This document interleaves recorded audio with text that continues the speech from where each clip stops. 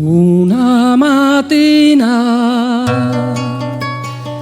mi sono alzato, oh bella ciao, bella ciao, bella ciao, ciao, ciao. Una mattina mi sono alzato e ho trovato l'invasore. Oh partigiano, portami via. Oh bella ciao, bella ciao, bella ciao, ciao, ciao. Partigiano, portami via, che mi sento di morire.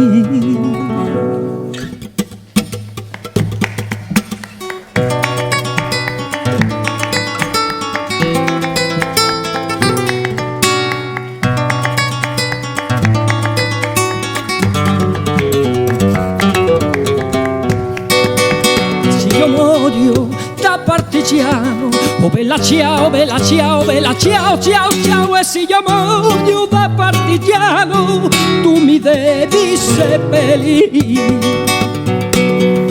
e seppellire lassù in montagna. Oh bella ciao, bella ciao, bella ciao, ciao, ciao. E seppellire lassù in montagna, sotto l'ombra d'un bel fiore.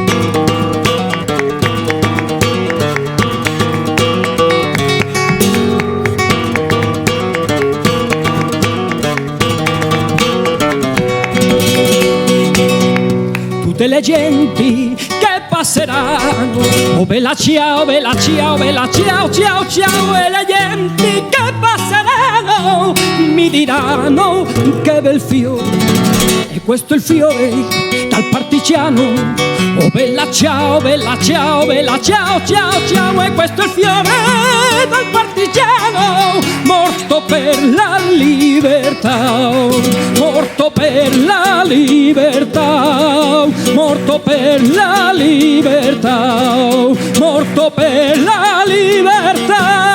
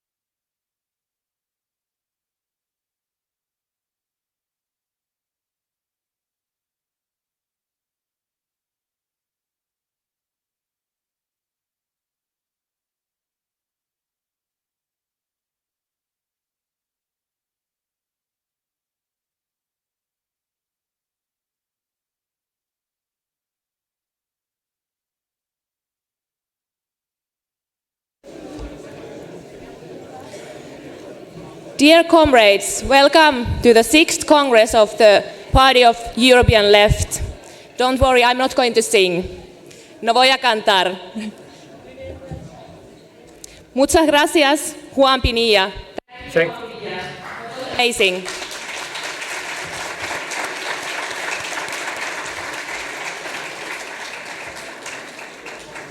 Now our host parties will speak. Bienvenidos, bienvenida Marga Ferre, Izquierda Unida, y José Luis Cantella, Partido Comunista de España.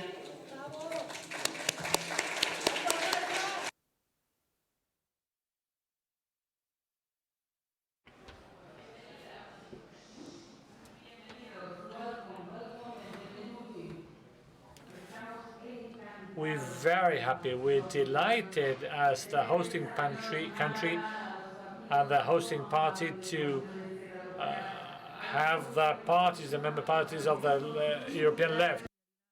the parties who want to build unity and solidarity among all of us who want to change Europe. But also at this conference, we cannot but being proud for welcoming some 40 national delegations. I want a big applause for the effort all our colleagues, all our comrades have made to be with us at such an important Congress. We're starting today a Congress for the European Left Party, which is a very important one. Some 15 years ago, we were born in Rome, and it seems it was just yesterday. It was a unique experiment in the world. There's no other place in the world where there's such a political space, where solidarity, brotherhood, politics is shared, and where common decisions are made. And at such crucial, at such important moments in our history, it is important to remember the need for our party to exist, to be there. I think it was quite a great idea that my predecessors in Izquierda Unida were among the people launching this project, and we're very happy to work with you all today in order to bring about and make progress around a common left-wing project. Why? Because we're living through very difficult times, not because of the emergence of the extreme right wing, nor because we understand that the situation of the left is not the best one in our continent. We live in difficult times because the myth of neoliberalism, of a future full of illusion, has fallen, has collapsed, because the capitalist illusion has been fractured. The idea that there's not an alternative to the present they want to build. We're living through difficult times because that divide is as evident as ever. We have Boris Johnson, Donald Trump on the one side, and then the streets in Paris full of people protesting. We have young people, women fighting against the climate change. We have people which wants to resist, to express its voice. And in this fracture, on top of that divide, is where we celebrate this conference. The more difficult the times, the more solidarian we must be, the more joint work should be. Also living a unique time here in Spain. After a long time, after a very heavy work in the streets and in the institutions, there's more opportunity as members of Unidas Podemos and Izquierda Unida are going to be present in the government of Spain. There was no true members of the real left in the government in Spain since 1953, since the Second Republic of Spain. And we're not going to do it well if we're doing it on our own. We need your help, your cooperation, your solidarity, as we're ready to offer ours, our help, our solidarity, and our brotherhood to you, for you, because we share a project and a common enemy. And I would like to finish by saying that right now, when capitalism is as aggressive as ever, we must recover the values which made it possible for many young people in Europe came to Spain to fight for democracy. I'd like to honor the international brigades. I want to invoke their spirit there so we can invoke the generosity and work.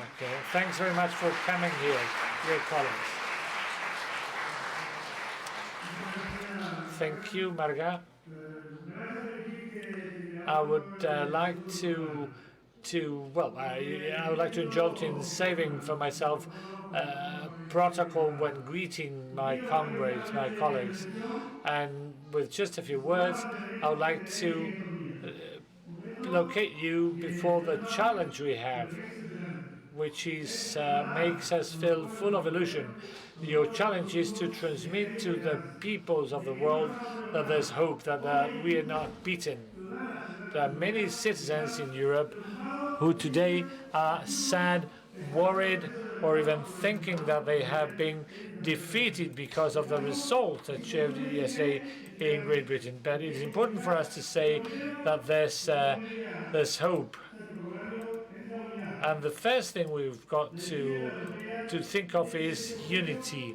The European left should come out even more united than before. We should place what unites us above that which divides us. And it's also important for us to come out with a specific political project showing that the problems of millions of Europeans can be solved from the left wing. But without a unity, without an agenda, in the end we will be defeated. There's an ideological battle out there. We've got to be self-critical, because if fascism is growing, it's because something was wrong in us.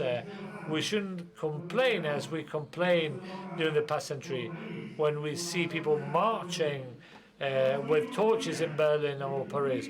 We're still ready to set up that wide popular front in Europe. We're promoting a European forum which is calling upon all forces to face the extreme right wing and neoliberalism. What Málaga said is right. Neoliberalism fails, but it also turns more cruel. And I would like to finish my greeting by placing you before that mirror, that of a European left which has got to change a lot, but always united. There's no one who should be outside this room. There's still people who's not yet in the party of the European left and who should be here. I would also like to greet the national delegations who are with us today, who are fighting in the Cuba of the blockade, or the Chile who's racing against the neo-dictatorship. Against those forces, we've got to win the battle to capitalism. So let's enjoy a very fruitful Congress. Thank you, Marga Ferre. She's board member of Izquierda Unida, and José Luis Cantella, él es presidente del Partido Comunista de España. Now we will test the voting system. Please, Jiri Hudacek, sorry for the pronunciation, can you show us how is the voting system?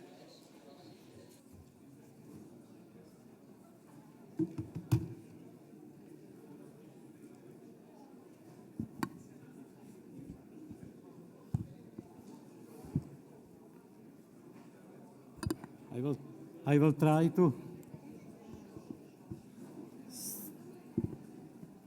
stand in a way that will allow me to see voting system. So first of all, everybody has to the delegates to have this small box. If you don't have, you still have some time to get it, because it's just now to try. There will be some questions. And always just vote only after voting has been started from a presidium, not before.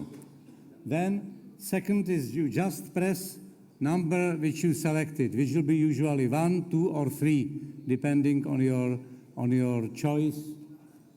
And then, if it is showing some small OK in the upper corner of your small display on that box, your voting was successful. If you would like to correct it, you can always just push the proper number. If you just, let's say by mistake, pushed 1 and you would like to push 2 instead. So I think if everybody is ready, everybody has a voting system already. Still some people coming, so we can wait for a while. And now first question for voting is on the display. So you can feel free to start voting now. Just press your selected number and look on your display. We see how many people voted now. It's definitely not enough, so we should wait longer.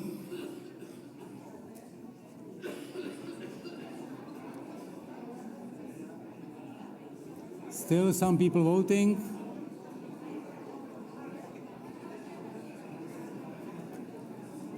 Actually, I don't know how many delegates we do have, but 99 is a good number, 102 is better.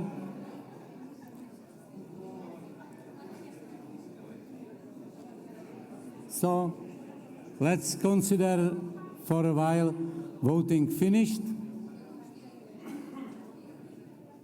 And you see the result. So how is this? This is how the voting procedure will be organized and how it will proceed. I don't know, maybe if it is possible to put once again a tortilla question.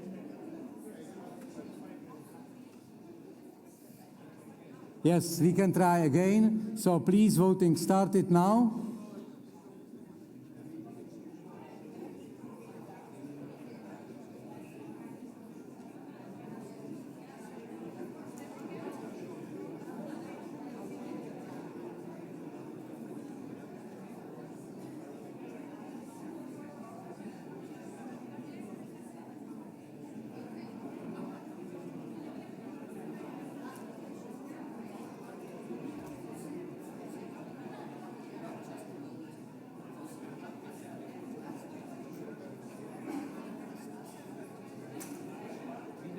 To press anything.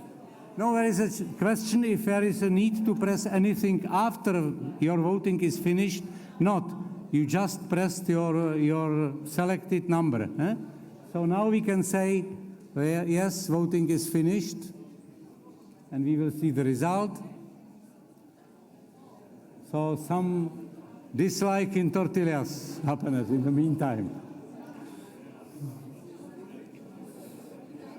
So I hope it's clear, more basically, and we would somehow cope with this. Actually, we used it already twice, so I hope it will be, in third time, it will be quite smooth. Thank you.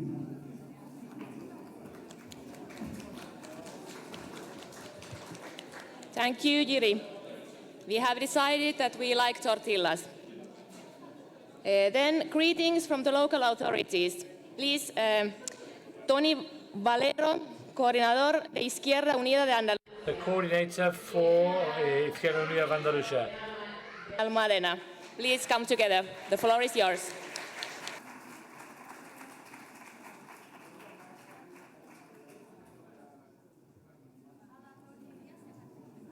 Elenita.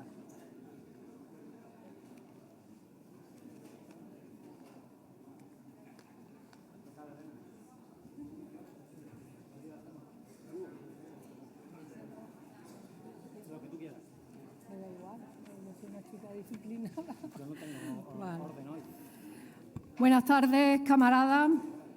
En primer lugar, trasladaros un saludo en nombre de la Corporación Municipal y en el mío propio.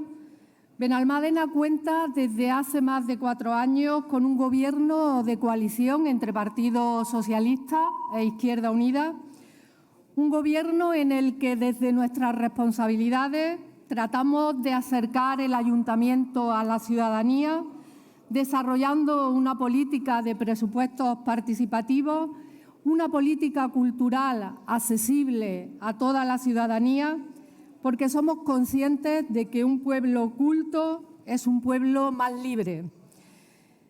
Estáis también en un municipio que pertenece a la red de municipios libres de trata y de prostitución. Hemos aprobado en el Pleno Municipal una ley para erradicar la violencia machista en general y la prostitución en particular. En nuestro Gobierno hemos priorizado la defensa de los valores feministas porque entendemos que sin derribar el patriarcado no se puede construir una sociedad sin progreso. Desde esta perspectiva, es para nosotros un honor estos días acoger el Congreso del Partido de la Izquierda Europea, en el que tenemos puestas grandes esperanzas para que los debates que se vayan a celebrar estos días se puedan elaborar propuestas para disputar la hegemonía a la derecha y a la extrema derecha, defendiendo una Europa de progreso, libre de patriarcado y solidaria.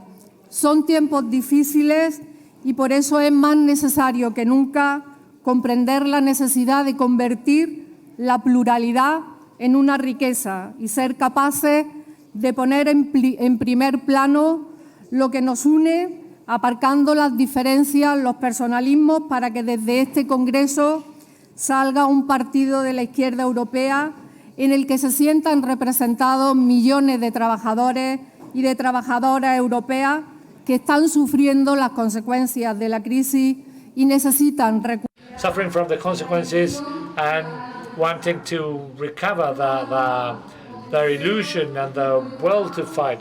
So, dear colleagues, I wish you good work, but also I hope you can find some time for yourself so you can get to know our municipality and enjoy our streets and meet our people. As I was saying, we feel very proud to host you, and I hope that when you leave Benalmádena and Málaga, these two places are in your memory.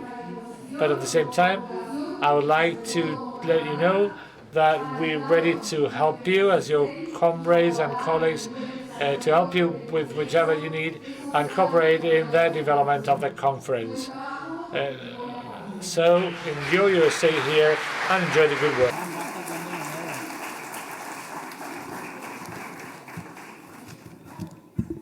Buenas tardes a todas y a todos. So welcome to you all, welcome to Andalusia and to this Congress of the European Left Party, because we're facing an unprecedented crisis. We are in Andalusia, the periphery of the periphery. It is rich in natural resources, but it's still a land of migrants. Our productive tissue is a weak one, and it's being eaten up by speculative capital, as it was in the past when they took over the mines and the railways. Today they're taking up our farms, our land, our transport, also our real estate, and they are taking over our lives. The Uberization is spreading in the cities and the rural world, and this is having serious consequences for our people. Precariousness going beyond the working conditions and having to do with that lack of expectations, a lack of future of the new generations is one of the highest in the European Union. In Andalusia, there's about 1.5 million of people suffering the risk from exclusion. And this is the consequence of neoliberal policies which placed our productive sector at the feet of great capitals which are making business with our social rights. They are marketizing our lives, public services through outsourcing and liberalization. They are sold out to the best bidder. It is not by chance that we are still a land of migrants who left this land decades ago. Many of them are the famous escape anti-Francoist Republicans who had to flee Málaga and to Almeria, and they were fighting against the Nazis in France and in European lands with the children of such migrants who shared their blood and gave the work to raise Europe, who continued migrating in the 50s and the 60s. And we're still a land of migrants and a borderland, because just last year we witnessed the arrival of 48,000 people from the other side of the Mediterranean, which still remind us of how workers are the ones creating richness and being seized by people who do not belong to the land. As a consequence of all those neoliberal policies, also the tax reforms is taking less and less from the rich people, instead of entering the public treasuries. To that, we've got to add an environmental crisis. It is one of the regions which is suffering the most from global warming. There are farming communities which are undergoing serious risk of desertification, with suffering from a rise in temperatures which is creating very strong storms. The farming sector will be dying if there are no policies fighting against these global warming. And this environment, however intense the problem might look, is a European problem. It is social problems which do not find their solution only in Andalusia. We need global scenes for fight and a global response to these problems we are suffering. So that's why we hope that at this Congress, with all the will, the illusion, the motivation, and the experience accumulated of so many colleagues who are today here and who came before us, we are capable of starting a popular movement which contests the institutions. We've got to question the neoliberal foundations of the European Union and look for an alternative. We've got to enter into an offensive, and for that we need unity to start our offensive, because in front of us there's a possibility of an undemocratic evolution. Without authoritarianism, neoliberal agendas will not progress, and that's what's right now all over Europe. Neo-fascism entering the institutions. So, colleagues, let's glue together the movement. The Greens, the feminists, the leftists, so a renewed European integration appears and is born. So, I hope this is a complete success. Thank you, Tony. Thank you, Elena. Muchas gracias. Now we will go beyond a little bit. One of our international guests, Ileana Hernández, Coordinator of European Affairs, Partido Comunista de Cuba. Bienvenida, compañera.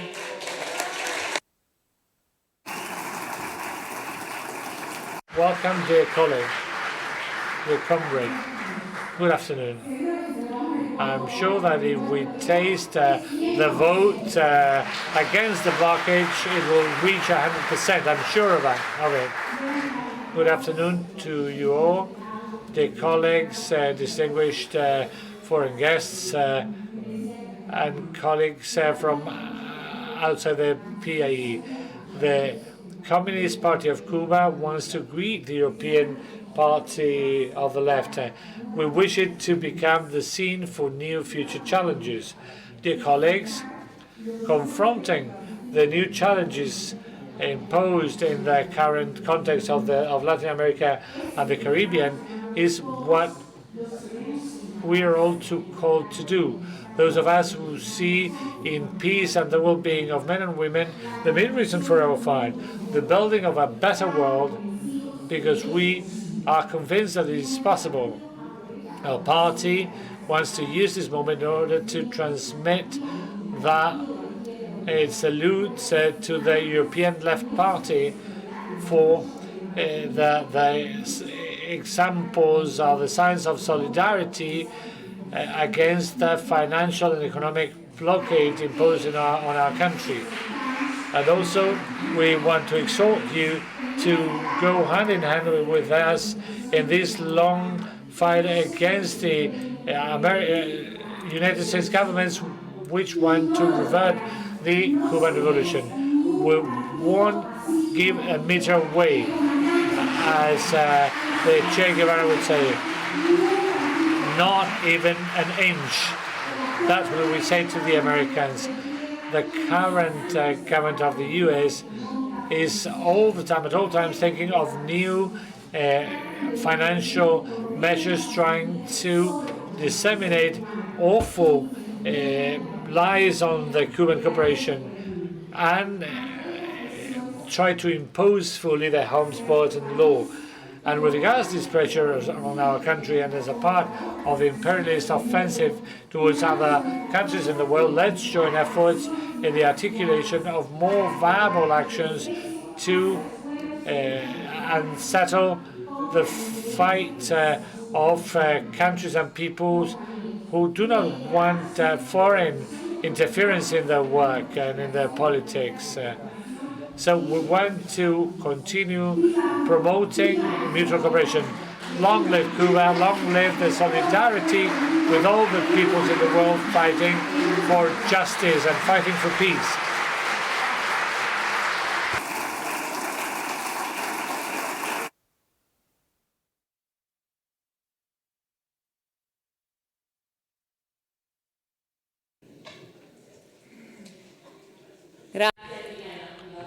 Thank you, Ileana. Long live Cuba.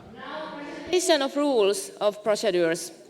Natasha Theodora Kapolou.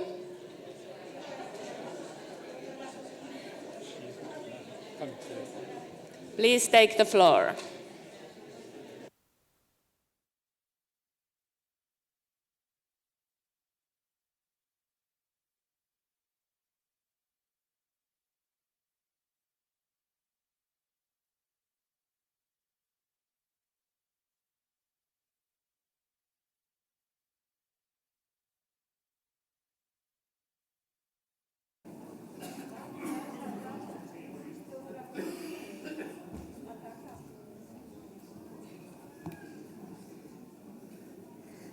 Donc, bonsoir, bienvenue tous.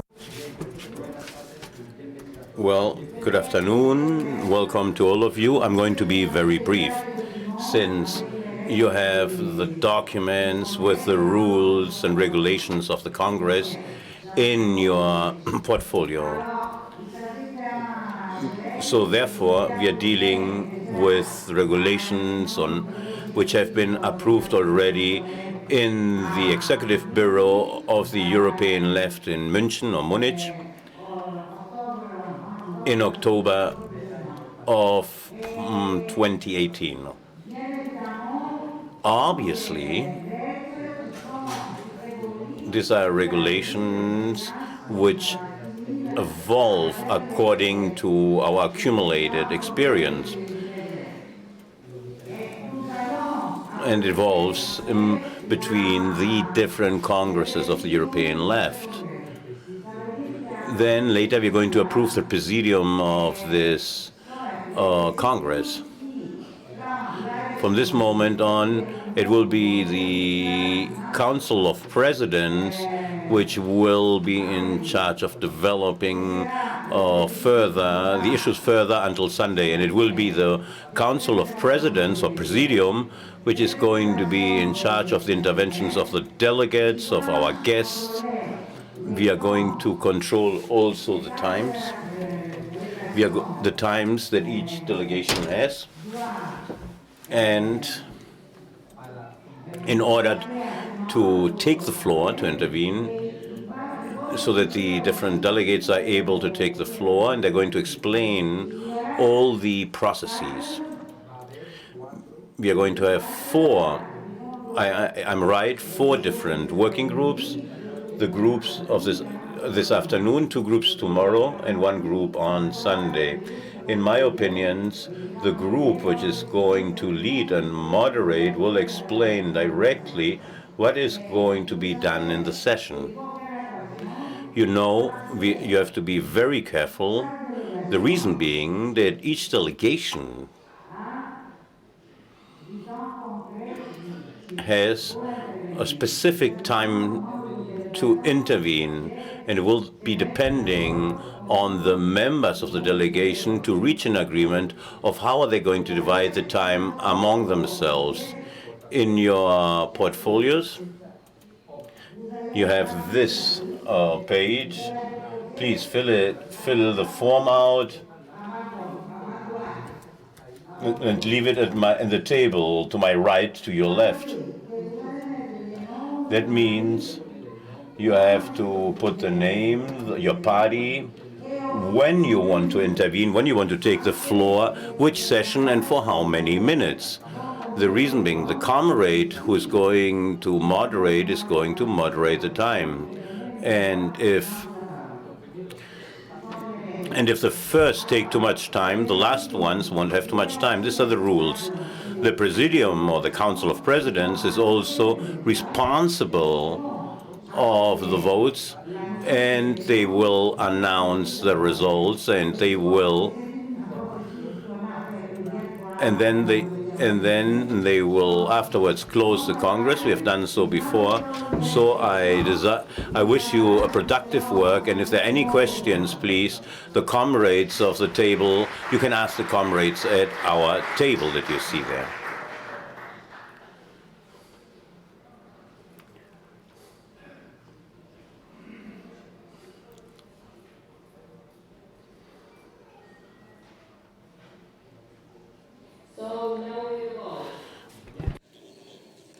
To adopt the rules of the Congress.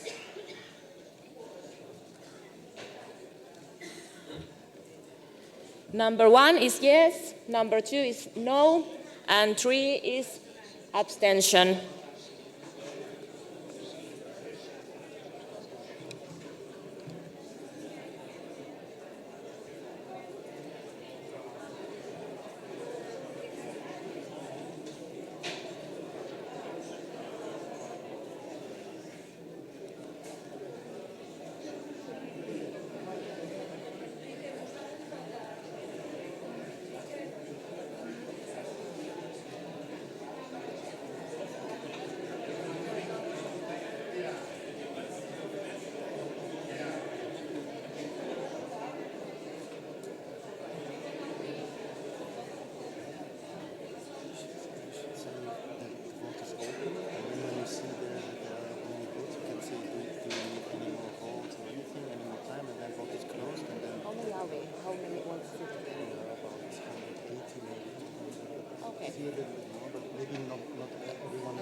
Yes. At some point you can ask if there is anything more. The voting is open. Do you need some more time? Everyone has voted. Todos han votado. ¿Alguien que no pudo votar? Somebody who hasn't voted? Anybody who still needs to vote? The voting now. We have accepted the rules.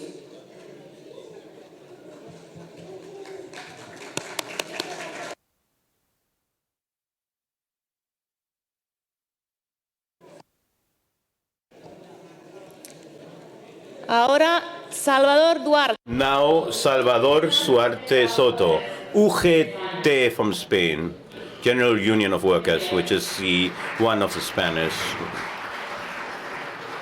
unions. Welcome. How are you? Good afternoon. I'm Salvador Duarte. I'm the treasurer of the UGT, and I wanted to send you greetings from Pepe Alvarez, our Secretary General, and the committee. And these days, we have been very busy with the COP25. So first thing, I would like to thank all of you. Thank all of you to have the organized workers' union, and with a European view for us, it has been the time of the past civil war was very hard. Our union, with more of 130 years of history, at that time in the past and in exile already, they organized and they set up the European Confederation of Unions.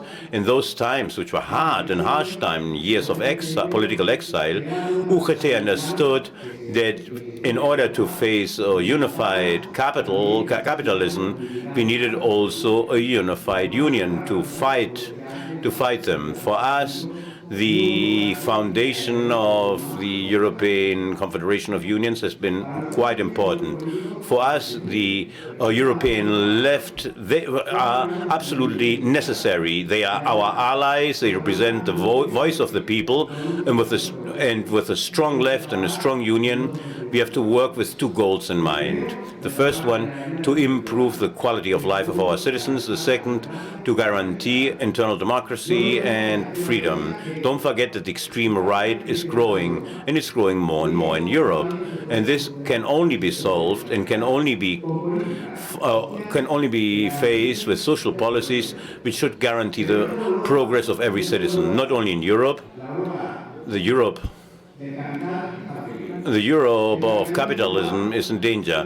Global capitalism and insatiable capitalism works with commercial and investment instruments like taking over the common good, destroying the planet, reducing labor rights everywhere in the world. The European Union and the European left, we have to continue to work hand in hand to fight for a more just and better world. That is the reason why that in UGT we are very proud to share with you our fight for democracy, but also the freedom of Latin America, to fight for the Cuban people, for peace in Colombia, for the Bolivian, Ecuadorian, Honduras, Haiti, etc., etc., as well as the rights of the Sahara, of Kurdistan and Palestine.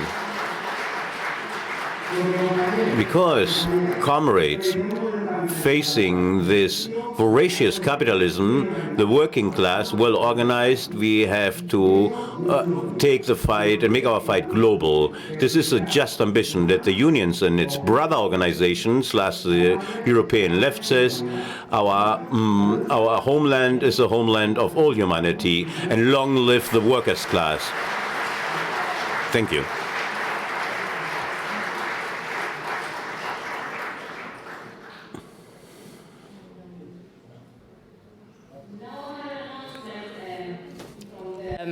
Transform Network. On behalf of Transform, the European network of political foundations of the left, we kindly ask all the delegates to fill in the questionnaire, this one, that can be found right here at the entrance, at Transform's tables. The questionnaire is a survey for the profile of the delegates of European Left's Congress that has been conducted by Transform during the last 3 congresses of our party. Choose the questionnaire in your language, fill it in, and please leave it at Transform's table. Now we have the presentation of the political document. Gregor Gysi.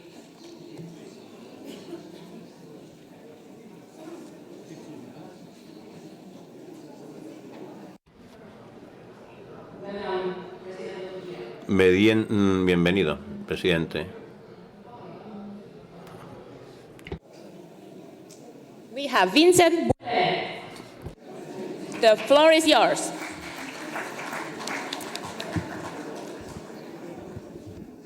Oui, chers camarades, normalement. Dear comrades, this document should have been presented by our current president of the European left, and 45 minutes ago they told me I had to substitute him here. So I ask you in his name and representation, and I apologize in his name. First of all, I would like to thank all the comrades which proposed the creation of this committee with its different components. And in this committee, we have worked based on consensus, and we reached an agreement. This document was approved by the Executive Committee and by the Council of Presidents and the Executive Committee. And the Commission, the political document, is evaluating, assessing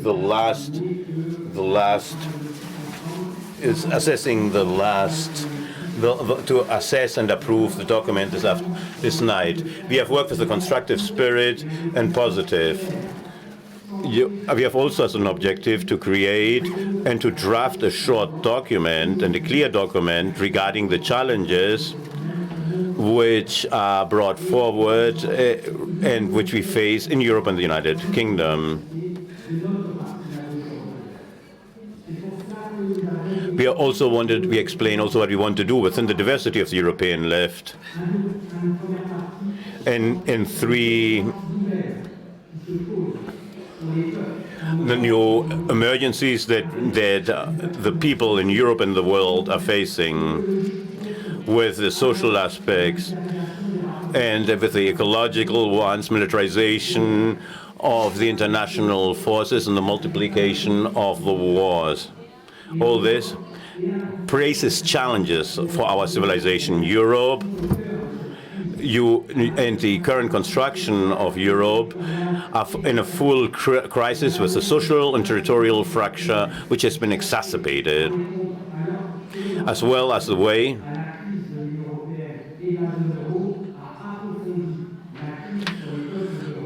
and the way how our politicians want to respond to this crisis only worsen the crisis. That's the reason why the European treaties are not the right documents or the right direction to solve this crisis. This is also a political crisis, and we see that in different countries of the European Union and also in Europe, the extreme right is present, taking advantage of the current panic situation to take advantage of the political debate. We have hope, therefore, because there are feminist movements which have proven that they are able to make the governments backtrack in different countries due to the climate emergency, the fights of our unions and social fights that are flourishing right now everywhere in Europe, and as a French citizen, I'm a clear witness of it. All that underlines the need to relaunch the European left. This is the question that we have. And what is the left doing in Europe? A left which took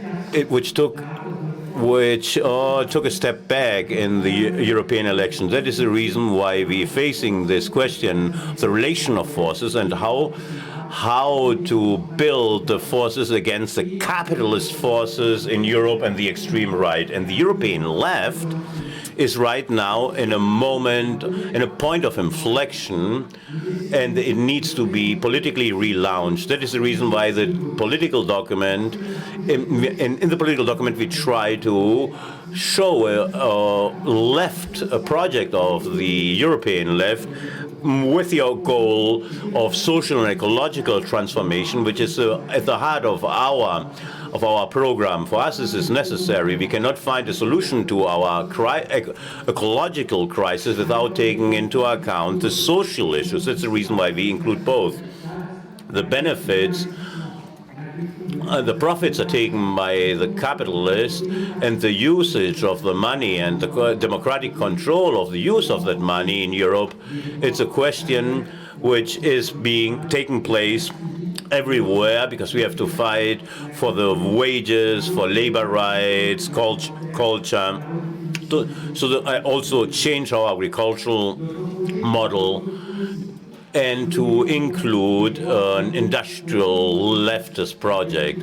We fight for equality between men and female, men and women, equal wages for equal work, the right of the women to take decision over their bodies everywhere, and the fight against gender violence, as well as the defense of the migrants, the rights of them. We also fight for the rights of the immigrant. We are at the left because for us, Europe has to be democratic, and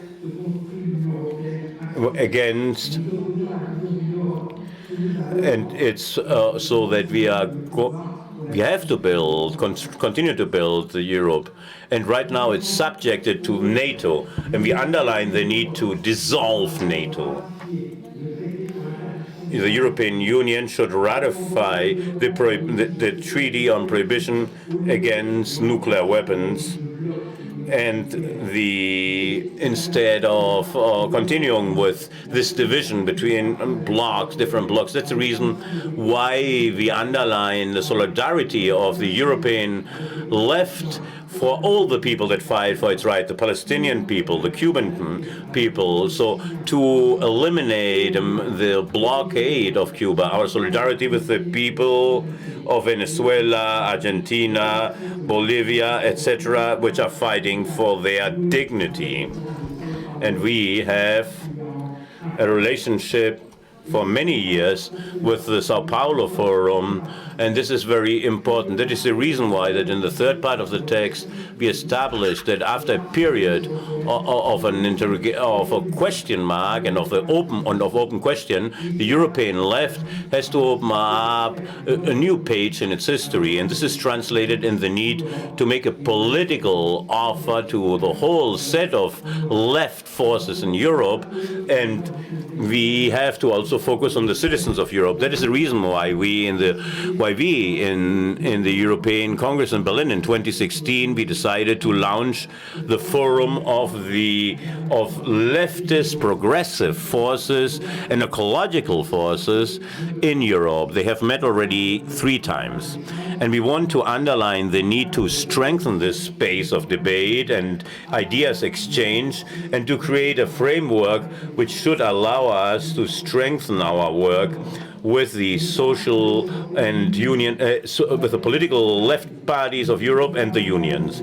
The European left is also to be capable of conceiving and drafting within our diversity and respecting precisely the diversity of the member parties. We should be able to create campaigns which should defend the respect of popular sovereignty and democracy in Europe in order to reconsider also the budgets imposed, the fight against tax evasion, and our fights for equality for men and women, and to defend the real equal wages for women and men, and also against the CETA, the trade and the Mercosur trade agreement, and to broaden the pension and social retribution systems, to improve the wages in all Europe with the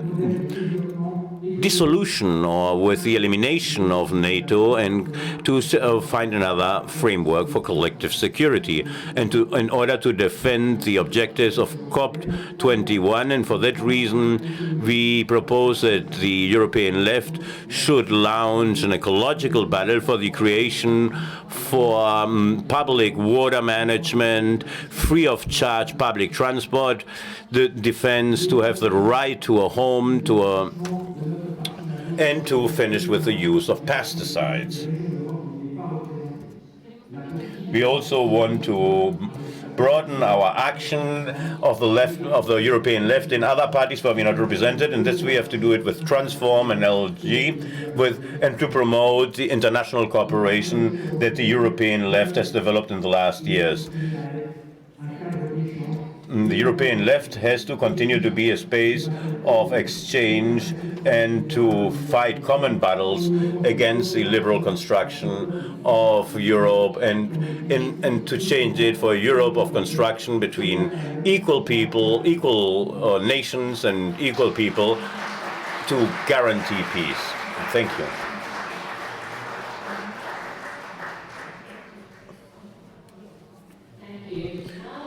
More international greetings for the Congress. Please welcome Pavel Muñoz, Member of Parliament in Ecuador, Revolución Ciudadana de Ecuador.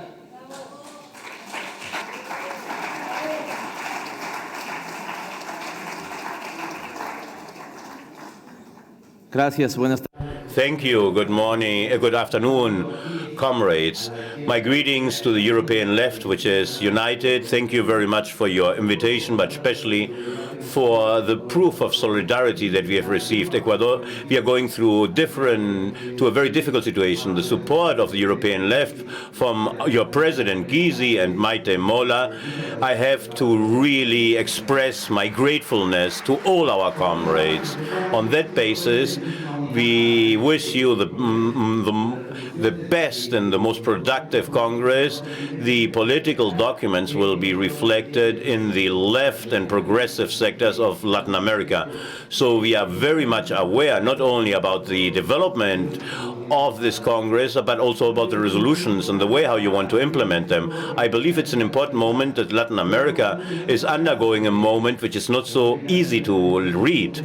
Right now, we have expectations in the Mexican government, the government of Argentina, but we also have a deep indignation due to the coup that has taken place in Bolivia, and we have also of hope due to the popular movements in our different Latin American countries. And here we achieved a lot in the past decades, but right now they are being destroyed. So therefore, I would say there are three things that specify Latin America. The first thing, the destruction of the achievements of progressive forces in which the guarantee of rights and the dream of integration, UNASUR,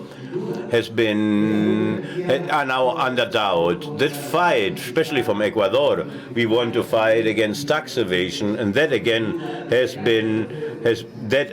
been placed under doubt. In second place, capitalism has returned in hand with authoritarianism. That capitalism, this authoritarian neoliberalism, is being implemented without any compassion, with the IMF, of course, and the International Bank of Cooperation, which want to implement the same prescription that failed in Ecuador, or here in Greece.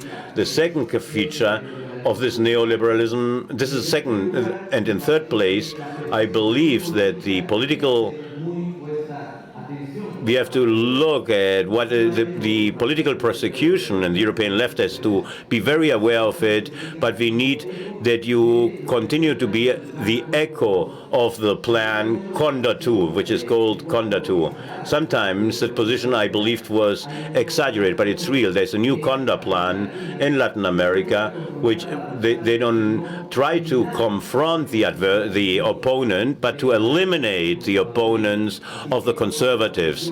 And attention, please. In Ecuador, we have still political prisoners, at least 5: Jorge Blas, Paula Pavón, Joe Frei Coma, Virgilio Hernandez, Cristian González, 4 politicians which are in exile in the Mexican embassy in Ecuador. We are also fighting against the anti-Eterio patriarch, and we are anti-fascist. As we say in Ecuador, in the fight of the people, nobody should get tired, and nobody will get tired.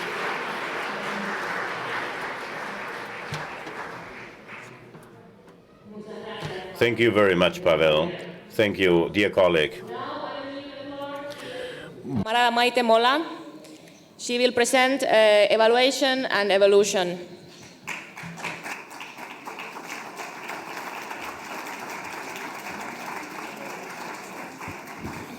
Hola. Hello. Hello.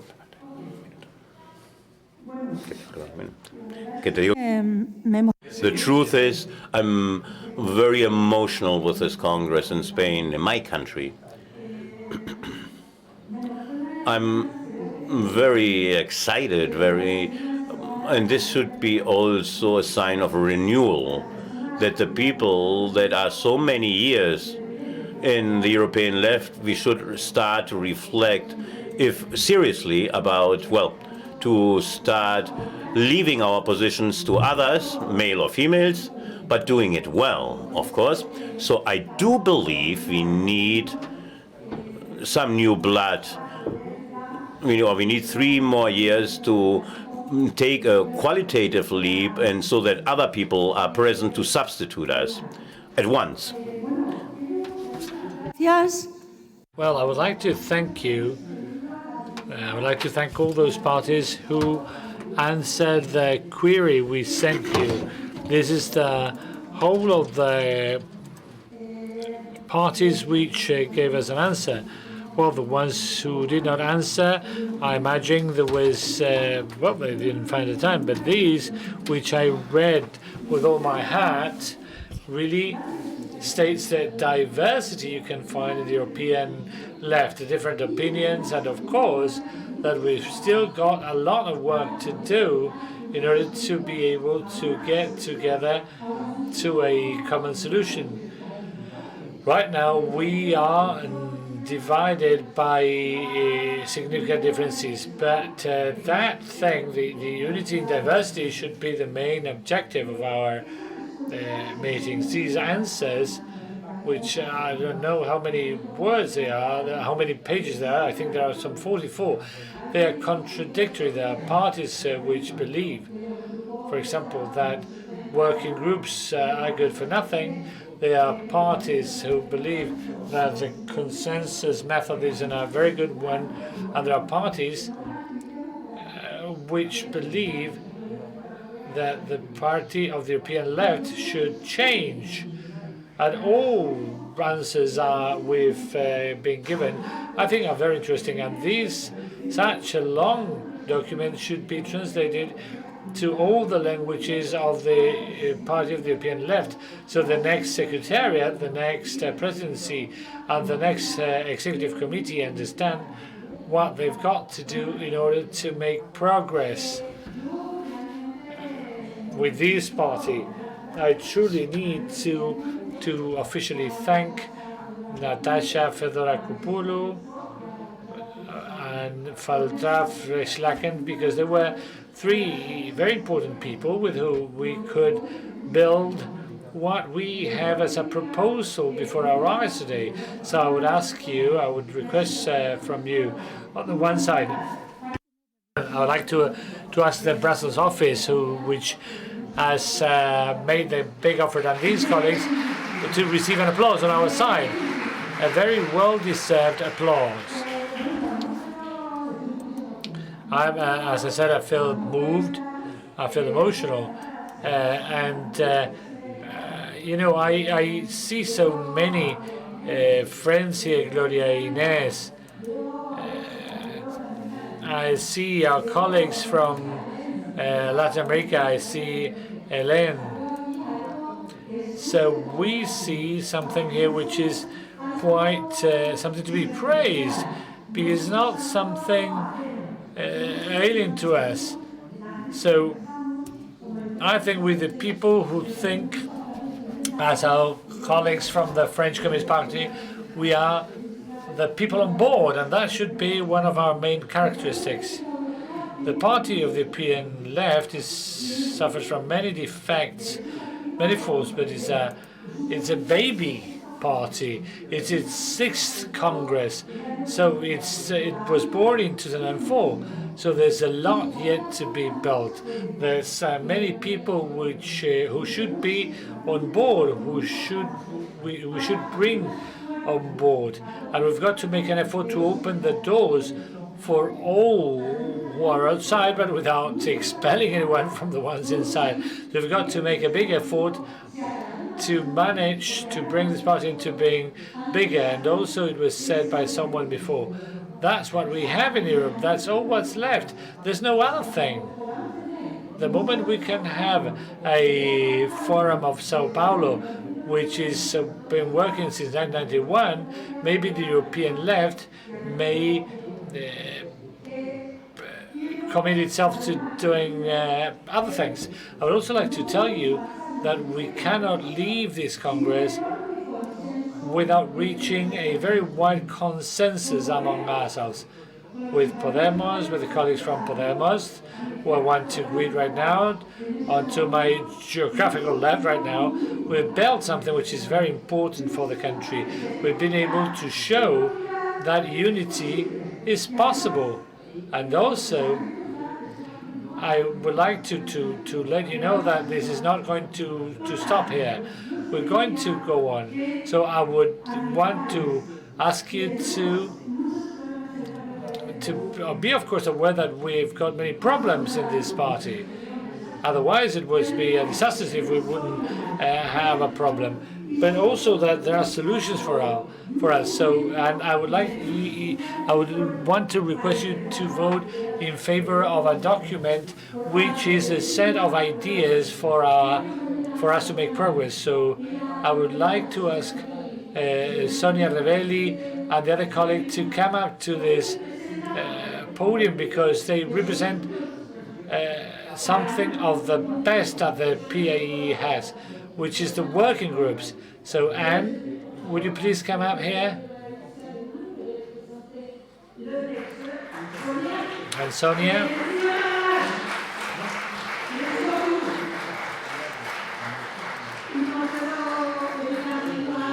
And looking at our colleagues from Brazil, saying that Lula the Lula free. That's fundamental.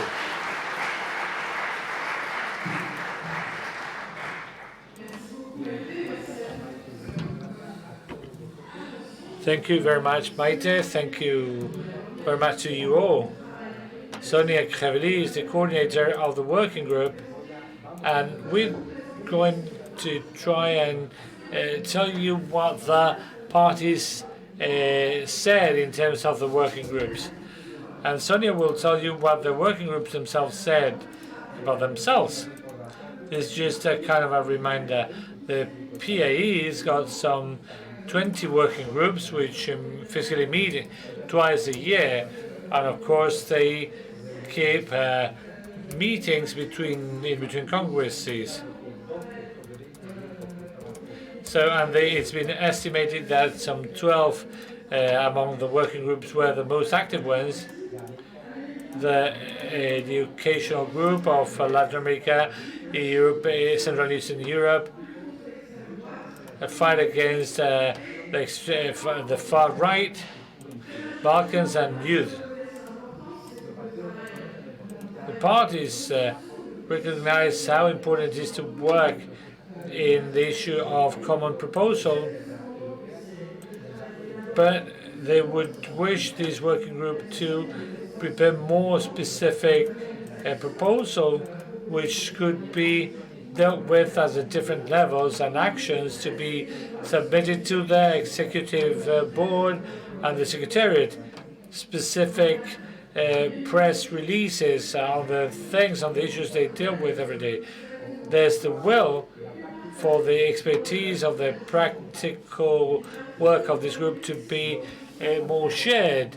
The parties have formulated 6 specific proposals. One of them is an increase in the number of the parties represented at each of the working groups, or even counting on guests on specific subjects. The second one would be the development of publications at the website of the PIE once a year at least for each of the working groups. And the third one would be that the management of the PIE asks for an annual report to the working group, then organizing Skype conferences through Skype, so more colleagues may take part in that, then identifying the tasks and work, and last, preparing specific events at the moment of the physical meetings of the groups. There's a discussion in our party on the possibility or not for those working groups of expressing on each of the subject themes. The parties are going in favor, but of course that these standing points are adopted, and other people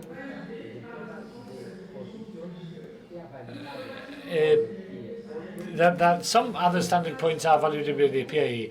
Other people believe that the results of the work developed by the working group should not be publicly issued. This is something which is still there, and we will have to make progress on that discussion, on this action of the working groups.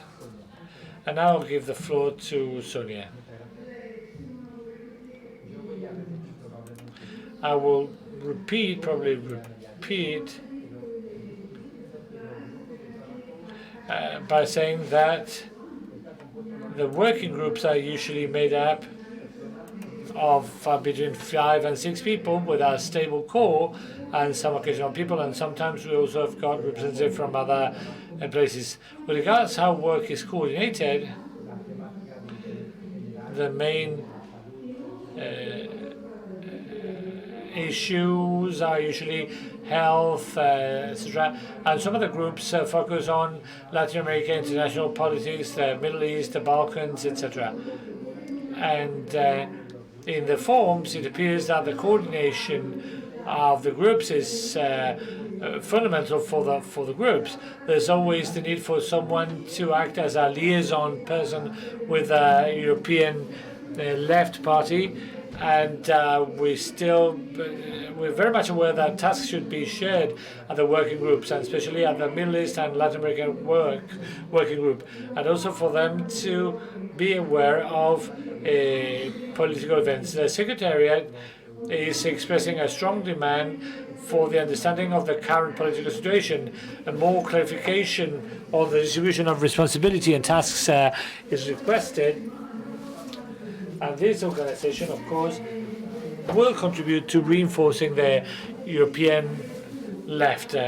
So once again, I want to repeat that there's the need of a review, and there's a demand of the parties, and also there's the need to prepare a relationship with NGOs and parties from other countries. So the subject, well, it means an unanimous yes. There's a demand on the groups for joining efforts and preventing any duplicities. Also, as a country, it is said that there's the need for a website which would increase our visibility and fight against the media, the oppressive media. And also, we should think of other kind of audience, and so there's a need for a coordination with the Secretariat and the European Left Party to measure the responsibilities and tasks. But we need these to be brought up to the parliamentarians. The main issue is that the task of these working groups is not recognized. Some people say that all our work ends up being dumped. Also, there's the need for us to get more and more in contact with the civil society. So there's a need for a better convergence between what the parties say and what the working groups are up to. So at the level of the Secretariat, we believe that the working group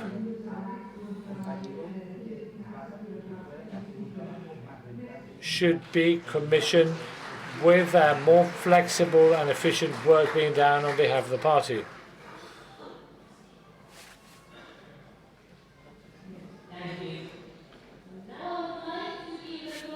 To Comrade Qassam Saliba from the Communist Party of Lebanon, if he has arrived. If he hasn't arrived yet, we will do it later. Seems that he hasn't arrived yet. So then the floor is for Pierre Laurent, who will talk about balance and perspectives of European Forum. Welcome.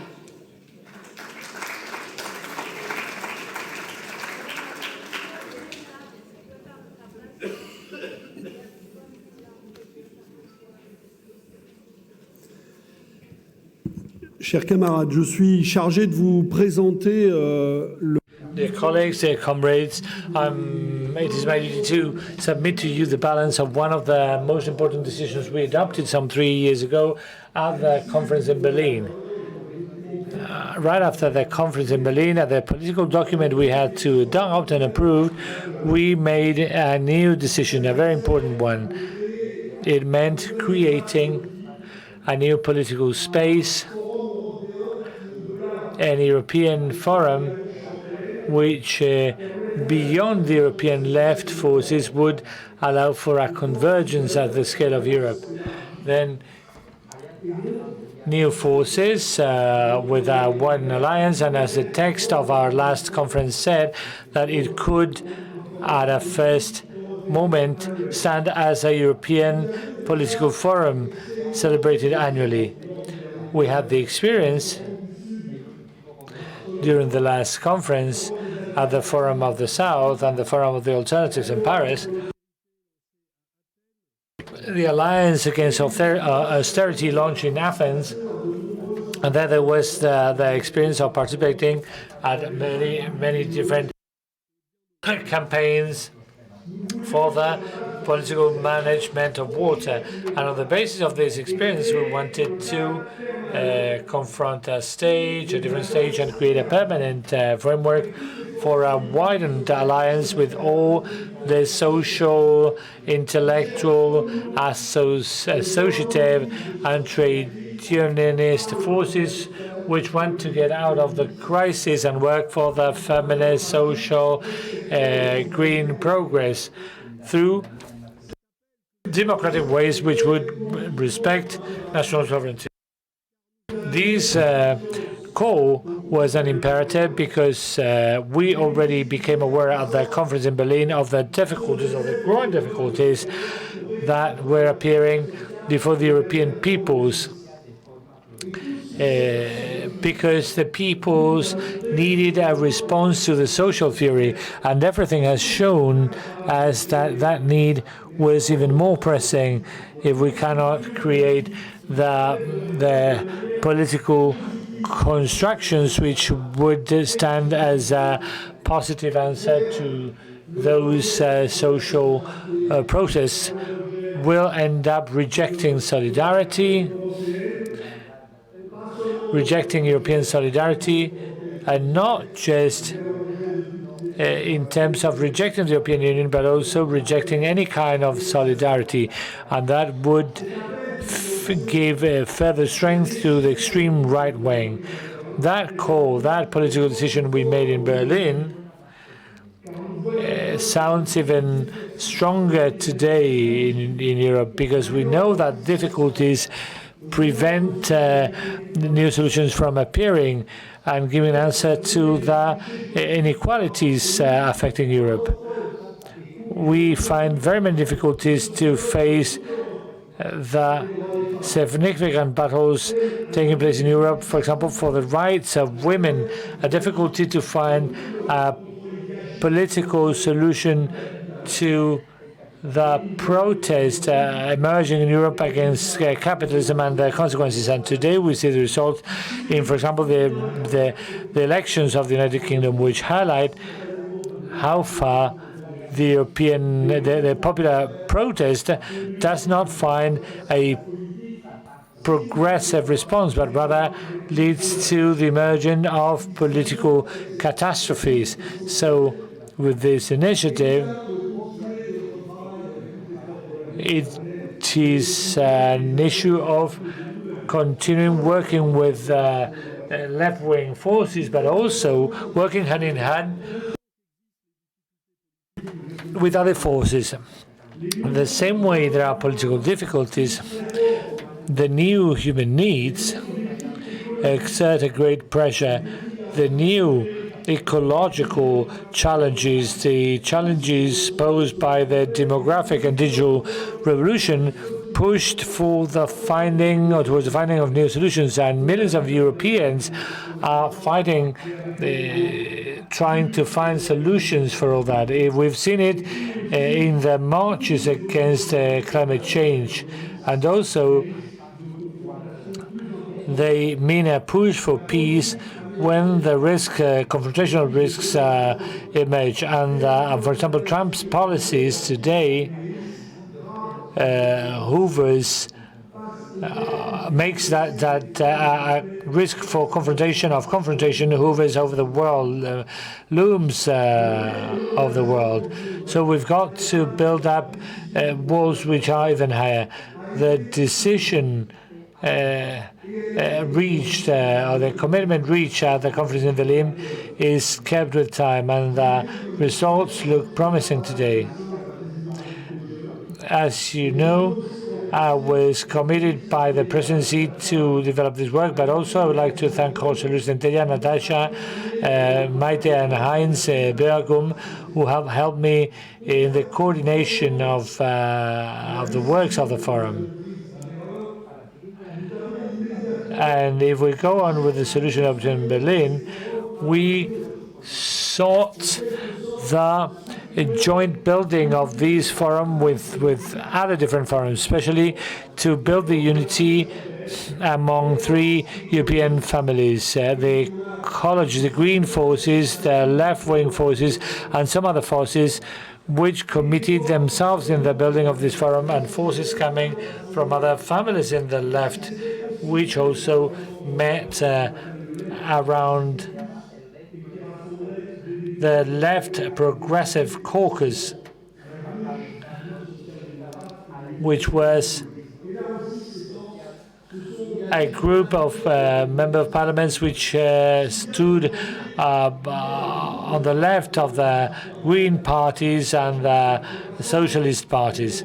So now we have a large working group joining together representatives from these three political families, and which are committed with time in the building of this fora. We held three fora, the first one in Marseille, in 2018 in Bilbao, and the third one has just taken place at the beginning of November in Brussels. We have witnessed a growing participation at this forum, and some 410 participants from 35 countries were present in Brussels, and also belonging to some 141 trade unions, foundations, associations, etc. And what I would like to highlight is that it is not just important the number of participants. It was not we didn't want a mass participation, but people who would represent their organizations. The widening, the enlargement of the number of countries, edition after edition, and the number of countries also a very interesting thing. Obviously, all parties in the PIE of the European Left Party have taken part at different levels. The members of the PGE of the European Left Party, almost all of them participated or attended these forums. And at the last one in Brussels, at the opening ceremony, when the group evolved a lot in terms of composition, the two new co-presidents of the parliamentary group, Manon Brie, of the France Insoumise, and they took the floor at the opening ceremony, and the three political families, as I was saying, were represented, and one of the Green delegates who is with us helping this construction is one of the deputy presidents of the European Greens. And the Left Progressive Caucus is in favor of the renewal of the European Parliament. It's still present in this building. I would also like to say that the four foundations, the Gabriel Péry Foundation, the Foundation of the European Green, and at the last edition in Brussels, the European Socialist Foundation have taken part. And I want to thank Transform for their very dynamic role. Yeah, I said the Gabriel Péry Foundation, and it is the Transform Foundation. And I would like to thank Transform for their active and positive role, so all these foundations would find their place in this effort for a wide and enlarged alliance. One of the facts we witnessed was the creation at the forum of three assemblies: Women's Assembly, the Trade Unionists, and that of the Youth. The Assembly of the Trade Unionists has adopted a very important role, and at the celebration in Brussels, many trade unionists came to the forum.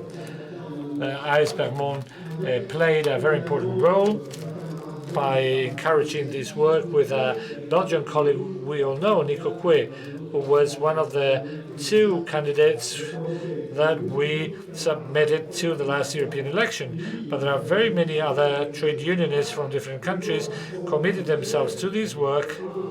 And as the forum in Brussels, a member of the Secretariat of the Trade Union Confederation took also part.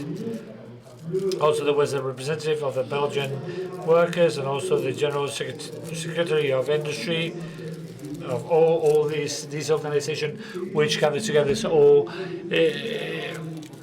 industrial organizations, and they showed their will to participate in this forum. Also, the Women's Assembly played a more and more important role within the forum by working the convergence with feminist parties and movements from all over Europe. The Young People Assembly is making progress, but it is something we must develop further on. All this just to say that the European Forum, which was non-existent 3 years ago, is today a true forum, a materialized hope, which is also infusing new life for many very different forces. We also saw it at the plenary sessions where personalities from very many different backgrounds took the floor. The Vice President of the European Green Parties, Philippe Lovert, took the floor, and very many other different people took the floor, Mélenchon and other people, all throughout this forum. And now the question would be not just to go ahead with this work, but rather to propose a new stage. At an initial stage, we wanted to create a yearly European Forum, but we do not want to stop there. We want that political space to be consolidated, widened, and allow for the construction of a new European alliance. We want to obtain better results of the European election, but also to win more fights all over Europe. And bringing the forum into a new stage, into a new era. What's the point of that, or what's the meaning of it? It would mean passing from 500 participants and organizations at the next forum. The place has not yet been decided, and even if we're talking with other forces, I would like to use this occasion to make a call for countries, in case there are countries which would offer their candidacy to arrange the forum. Of course, we would like to open this for you. The next forum would be celebrated in November 2020. I believe that on the basis of the progress made, there's an effort which should be made. There were new discussions in the preparation of the forum in Brussels to widen on the side of the green groups and on the side of the progressive leftists. And I think each and every one of you can help us bringing the discussion onto your own countries in order to gather more strength. The forum should be the great initiative brought ahead by all European progressives. So we found feminist, human, social, and green solutions. There will be a new working group meeting in January, and I believe you can help us a lot. The last forum made a new decision.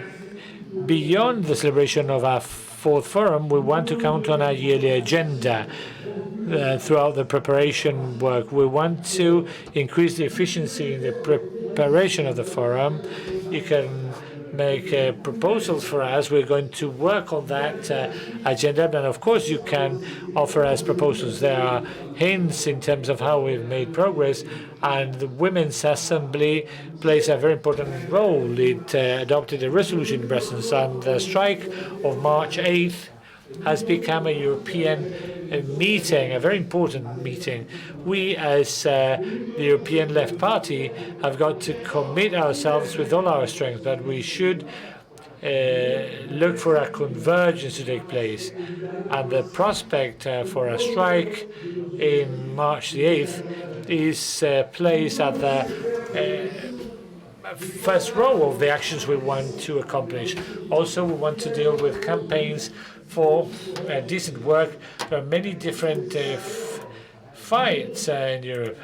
Also, the issue of salaries, for example. It shows that how there's a demand in Europe, because the level reached by salaries now is it's pitiful. There are there's a large group of poor workers who are still working, also in terms of pensions, because my country now France is being blocked by a social movement which is going to grow in significance, because in 48 hours the whole of the trade unions, something which did not happen before, all trade unions have committed themselves to this movement. And I also believe that there's a great fight to be fought there. Issues having to do with healthcare, the issue of workers in the platforms. We celebrated a workshop at the forum in Brussels on this issue.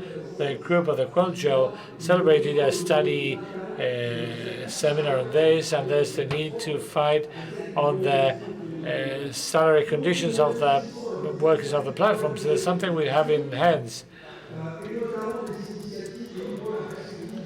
And we're thinking of initiatives with the prospect of the next May 1st.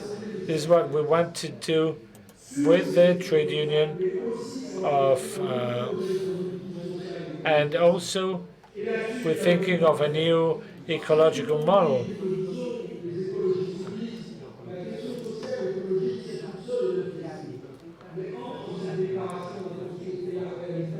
And among these declarations, there's a long way to cover and many things to cover, because it was a very important subject also for us all. And on that basis, we've got to work with trade unionists and the Greens, so we can create a convergence, truly innovative movement. The fourth point, the fourth issue, is the issue of money. We should become involved in more offensive fights in terms of the use of richness, of wealth. The new president of the FMI, Christine Lagarde, and the president of the European Commission say that the model should be changed, that more money should be oriented towards ecological transition.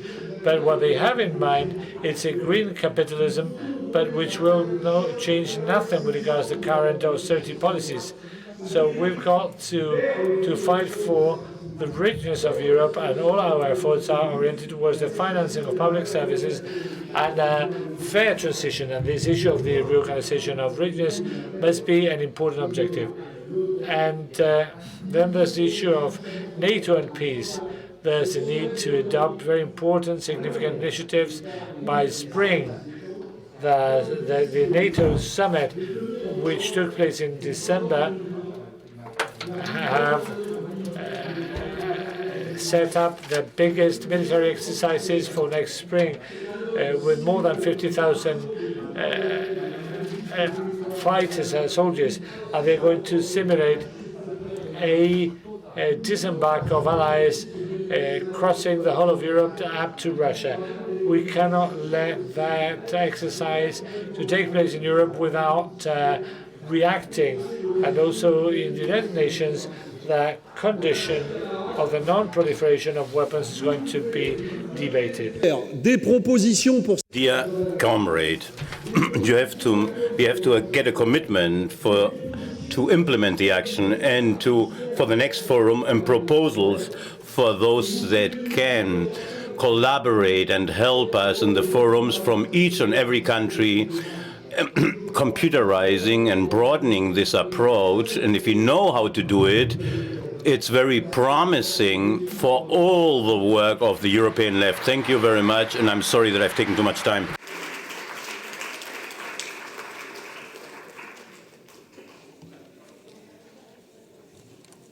Thank you, Pierre.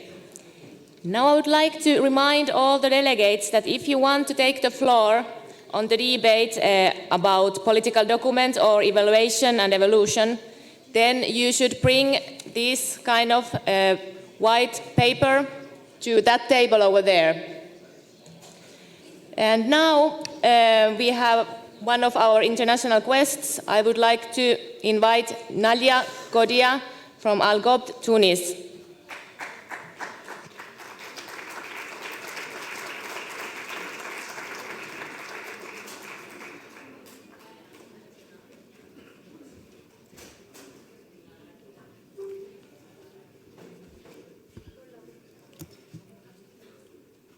Chers camarades, chers amis, avant Dear comrades, thank you, dear friends. Thank you very much for your invitation to this Congress and for your warm welcome. It's a pleasure for me to be here. It's a first opportunity for myself personally to know comrades and friends from different places. It's the first time that for me to participate in the sixth Congress of the European Left, and it's an opportunity to hear about the experiences of all of you. And in that sense, I would sum up our experience in Tunisia after the revolution, or better said, after after the uprising against the political and social dictatorship in 2011. We were dreaming. We wanted to build the second republic, a free and just republic. 9 years later, we have been able to achieve certain advancements in the democratic process. We had elections with a new constitution, with representatives of the people, and two presidents of the republic under different governments, but we have not been able to advance on social justice. The social achievements are taking a step back.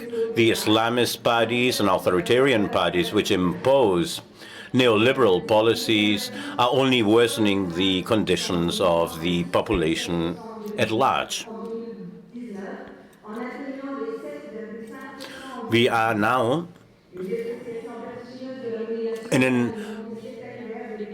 we are now suffering a depreciation of our currency from 3 to 6% from 2012 up to now, even reaching a 7% of depreciation. There are problems in the educational field and in others. The country is suffering a lot. This is explained because it's not the will of the people which has taken over power, but it's a globalization such as the neoliberals understand it, which is imposing it themselves. They will always have the power, while we, the leftist parties, we don't understand politics in a different fashion. If there's not a natural correlation between revolution and social awareness of the politicians, we won't have social achievements. From the sociological point of view, they're in the majority. This fight for freedom and equality, and in that sense, the left, the Tunisian left, has been fighting. And in the last election, we suffered. We were only able to get 2 deputies, and that is the total number of deputies due to our division. If we had maintained ourselves united, we would have been able to get 15 deputies, 15. And we have also lost 2 emblematic leaders, Chushrip Lelarit and Mohamed Rakli, that have been assassinated by extremists. We are suffering a war within our leftist parties themselves. You know what the price of division means. Politics, it's a sum, an add up, not a reduction. And disunited or non-united left, that is what happened to us. We lost the vote. After the revolution, the left united to avoid that the Islamists were able to occupy the government, to defend the freedoms and the freedom, and also to have free unions. And now we are creating that, and now we have conservative and reactionary policies in our countries, and women are suffering especially. The left has fought a lot, and the left sometimes has difficulties. They face difficulties to be heard. In view that the populism are simply destroying everything, the left is in a bad and poor situation with the need to rebuild itself. Our certainty and important victories are built up on failures. We need an innovative left capable of speaking to our citizens. We have to speak with the people about the issues that they are really interested in. Perhaps we might reach that moment, but up to that moment, we need a plan which should allow us to get the country out of capitalism of friends and buddies. We also need to defend again the culture and education of those that try to introduce reactionary policies, Tunisia is not able to extract the best out itself, and in order to do so, we have to contact the youngsters and the women, which are more receptive to our message. We have to restructure, to react, and to express the need of our youngsters and those that are excluded or marginalized in our societies. And we have to avoid our own destruction and those voices that are asking for the end of all parties. I hope that your experience will be of use to all of you. We have to transform ourselves to be able to defend the principle of solidarity and of human dignity. And regarding of what is happening in our country, they have asked me to face this neoliberal movement to guarantee prosperity. I would like to finish right now with the saying that the finances that govern means that we are governed by hate and racism. The number one enemy are precisely the finances, and we all have to fight together against the finances.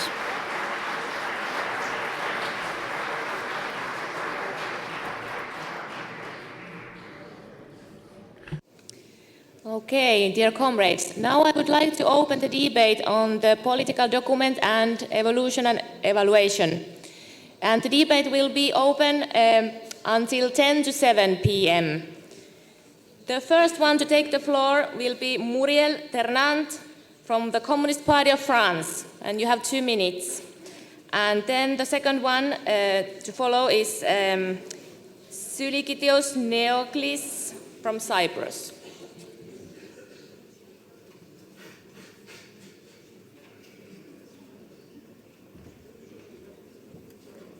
Bonjour, mon intervention porte sur General Electric. My presentation is going to do with General Electric, which is selling 2/3 of equipment at different energy sectors in solutions of storage, and is implemented in 27 European countries.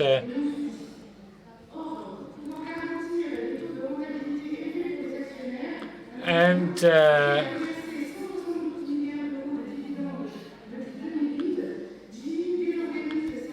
the shareholders are American, and 7,000 million euros have been provided as profit to these shareholders. But they are decentralizing the jobs to India, the US, Asia, Mexico, and this matches all centers, for example, before and Wildeven, places in Europe, which are now being in danger of being closed down. And the committee of the European group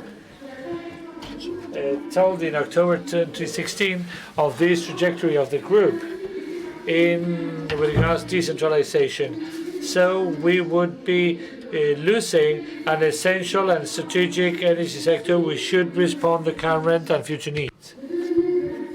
The future of the industry, of energy and industry, justifies political battles which require new intervention against multinational corporations in the financial markets. The decentralization and delocalization will have 20 seconds and I'm finished. There are large impacts which confront the people in the regions of Europe. And we are talking about a redistribution of wealth. We are talking about the right to a job, and labor rights. And everywhere in Europe, the workers build new resistances against large multinational corporations to create more profits for precisely those corporations. So he will talk later. I would like to invite now one of our national guests, member of Spanish Parliament, Lucia Muñoz, diputada de Unidas Podemos, from Podemos.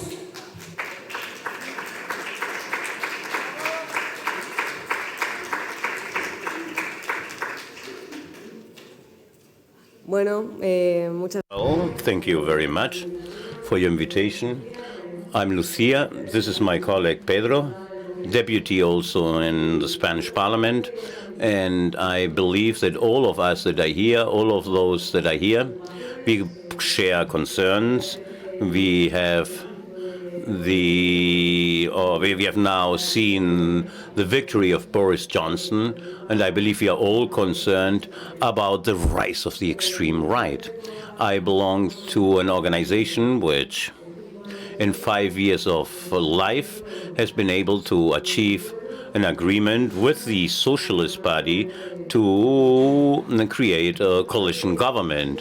I believe this has been thanks to the policy of alliances that we have had with other organizations which are present here, yes. And during this last years, I've learned that alliances generate internal tensions, and that those internal tensions generate everything with the exception of alliances. And that's a paradox that we have to overcome. And I believe that can be done for putting the most important first and not to concentrate so much on secondary issues.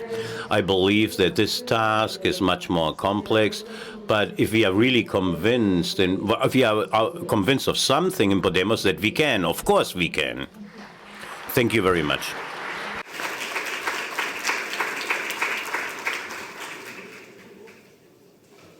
Muchas gracias. Then I would like to invite Comrade Tobias Flüger from Die Linke. You have 3 minutes, and then following Jiri Mändysalo.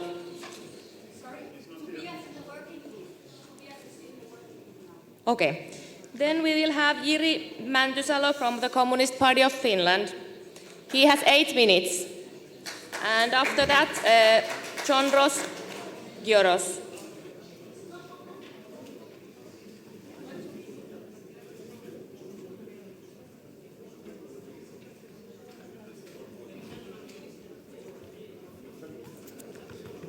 Dear comrades, dear friends, dear delegates of this 6th Party Congress of European Left.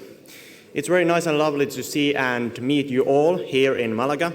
And as much as I want to be here with you, I also want to mind the problems we are facing in the working life. I'm going to tell you something about that. Declining well-being at work, occupational stress and exhaustion are unfortunately still growing phenomena in working life. The situation is a result of tries implemented at workplaces around Europe in purpose to cut and minimize staff expenses and costs. Exhaustion at work and burnout cases will just increase the amounts of people suffering mental problems, industrial accidents, and occupational diseases. And also we have wage inequalities between genders. Right-wing politicians and governments drive politics that are based on sanctions, worse working conditions, and longer working hours. And when they celebrate how much their politics has managed to decrease unemployment, it really has meant more part-time jobs, more gig jobs, and more temporary jobs. Shortly, more uncertain, low-wage work. In this situation, I think that it's reasonable to say that decent work with sufficient wage level should be a right, and that should be a standard. In working life today is faced many chronic problems that reveal how the wage work system hasn't changed in any way in a long time. There's nothing new that the right wants to use old tricks to implement their politics. They make new sanctions for the weakest people. They want to cut public expenses and minimize the public sector. In response to that, the left should go forward and search new ways and create new politics. That's why I like the slogan of this Congress, Reset Europe, Go Left. We should really change the wage work system and change the working life. Propose something that really works, that is effective to solve the real problems, inequality and repression. In a process to create new politics, it is the need to start discussing about reducing working time. We have a lot of information available about shorter working time. We have statistics, we have articles telling about the results of experiments when workplaces have tested shorter working time. On behalf of those results, it's clear that working time has a massive impact on many things at workplaces. For example, when we can share work better and reduce our own working hours. So the experiments have shown that we have better recovery, better concentration, better quality of life, and we feel like we can give more and feel more motivated. That is why healthcare expenses and sick leaves will be decreased. Shortening working time is also a tool to remove the wage inequalities between genders. In many experiments, the productivity of work has increased with high percent too, and all this with reducing workers' personal working hours. And now some may argue that, for example, I, as a communist or leftist people, should not talk positive about the growth of productivity. That when we talk about growth of productivity, so that would mean like we celebrate how much the owners and capitalists will get more capital. But when the experiments of shorter working time have shown that long work days won't make the workplace's result any better, so then even the capitalists have not any arguments left against shorter working time. And also, I think that when we're taking a direction towards the future where we could own our workplaces, share work, and work for each other, so grown productivity is not a bad thing at all. In that ideal future, it would mean better services and stronger public sector that has a good impact for all of us. Still, in a public debate in general, talking how to improve well-being at work and quality of working life and create more jobs, only few mention reducing working time. That's why we really need more discussion about working time questions. We need to share information to workplaces and trade unions and find the answers for the still open questions too. We need to discuss how we stop these uncertain forms of work and how we can offer more decent jobs for workers that work now temporary. We need to discuss what kind of impact shorter working time has with environment, and also how looks the future of working life that we want to build. That discussion we are going to continue also in Helsinki in March next year, when Communist Party of Finland and European Left will organize the seminar event about shorter working time. So please check out the website, Helsinki Seminar Top FI, and welcome to Helsinki. The registration will open in January, so please follow Helsinki Seminar Top FI and on social media on Facebook and Instagram. Communist Party. Thank you. Communist Party of Finland has led the motion for this Congress of European Left, where we propose that the trade union network of European Left will take shortening working time for equal pay as a concrete political goal for the next 3-year period. just like Karl Marx has said that without demand of reducing working time, the other demands of working class won't manage either. I'm sure that when we have this common goal to reduce working time in Europe, so we can create together something that really has effect towards the revolution in working life. Thank you very much.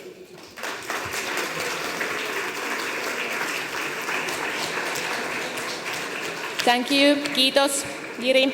And now, Chondros Kioros from Syriza, and he will speak only 90 seconds. And after that, Liisa Taskinen from the Communist Party of Finland. I will count to myself, okay? Liebe Genossinnen und Genossen, ich bin sehr froh, wieder bei einem IL-Kongress dabei zu sein. Dear comrades, I'm very happy to be here again, and it's a great honor for me to be here in this Congress, and especially to speak about, after that such a young comrade, enthusiastic comrade just has taken the floor, I would like to focus on a very specific issue. 2 days ago in Brussels, the new president, von der Leyen, in the European Commission, she has presented the new European Green Deal, the new Green Deal of the European Union. The European left has to focus very much on this Green Deal, because this agreement by itself can be only new and green if it's ours. In other words, if the Green New Deal really contains a social component, a very strong social component, if I might say, we shouldn't allow our political opponents that they take exclusively over this important issue. And in this Congress has to decide to create a working group which should cooperate with our institutions, our foundation with Transform Europe, the Foundation Rosa Luxemburg, to draft a specific document on that new Green Deal, because if we don't do so, others will. And this cannot be an alternative. Thank you. Mida. Now, Liisa Taskinen from the Communist Party of Finland, and 8 minutes, and following Katarinagos George from Syriza.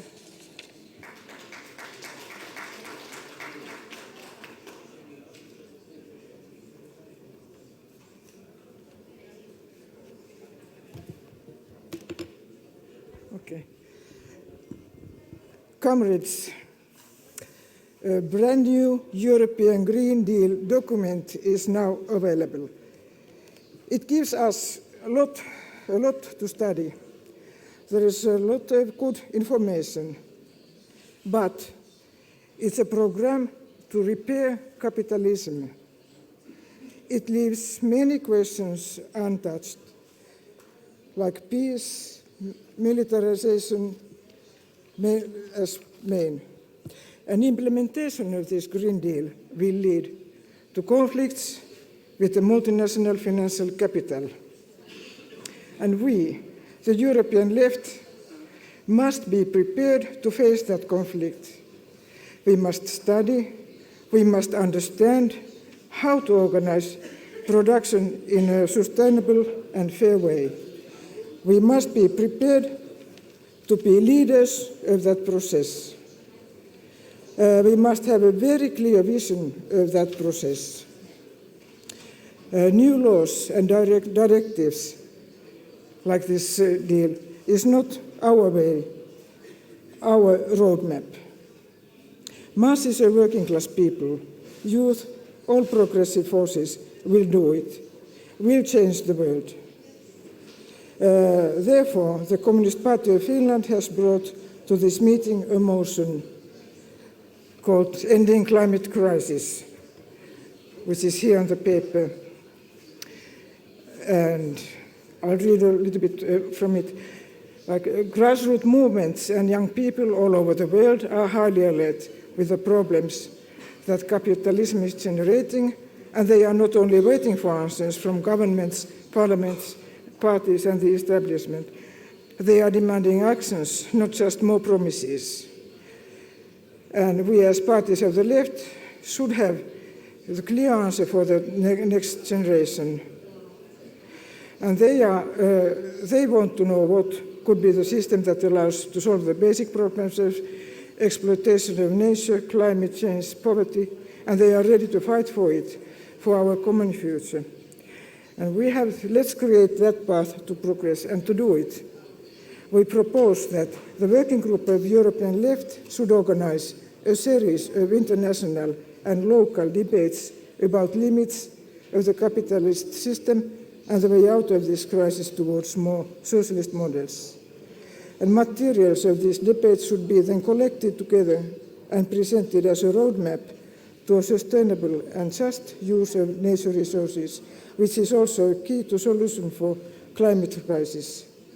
This work should be done together with the Transform Europe and member parties of European left. Thank you.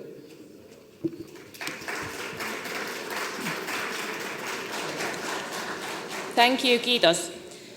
Now, Katrougalos George from Greece, Syriza, and you will speak 2.5 minutes. And after that, David Wagner from Die Linke. Dear comrades, I'm going to speak to you on a very specific issue, the Prespa agreement between North Macedonia and Greece. I was the foreign minister of the Syriza government who has defended this agreement to the parliament, but it is not out of party pride that I have chosen to speak to you about that.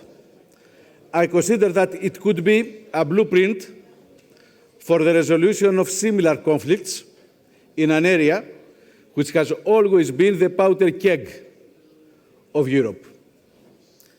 Starting from the basics, which are the fundamental principles of the left regarding foreign policy? Internationalism, that is, solidarity of all people, and defense of the against warmongering, against imperialism of all faces. And simultaneously, left was a patriotic force, the leader against Nazi and fascist occupation, or the leader for decolonialization. So we must always differentiate between extreme nationalism, chauvinism, and patriotism, and feelings of identity, which we must further study. Brexit is an example of why we should further study identity issues, but of course I cannot expand on that.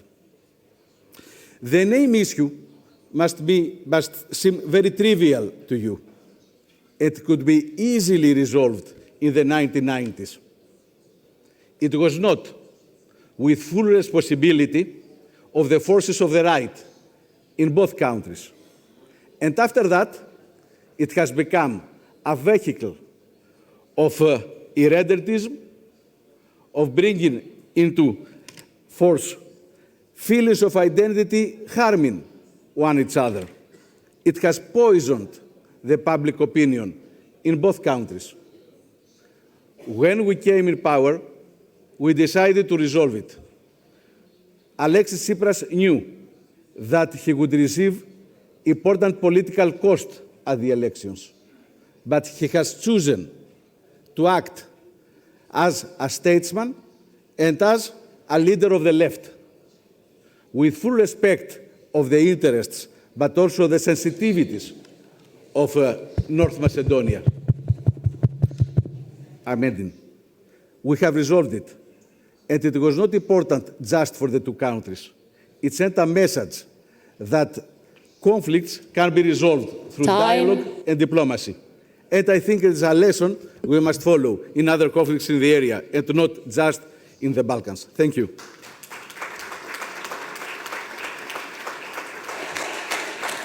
Now David Wagner from Die Linke, and he will speak 5 minutes.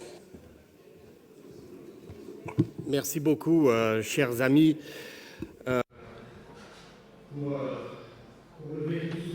Thank you very much, my good friends, for raising all these issues. I represent Link from Luxembourg and not our colleagues from Germany. I hope there's no issue. Representing Linke Luxembourg. I wanted to act on the political document and also comment on some discussions we have in our party with regards to the strategy we have been using and the party of the European left. And obviously,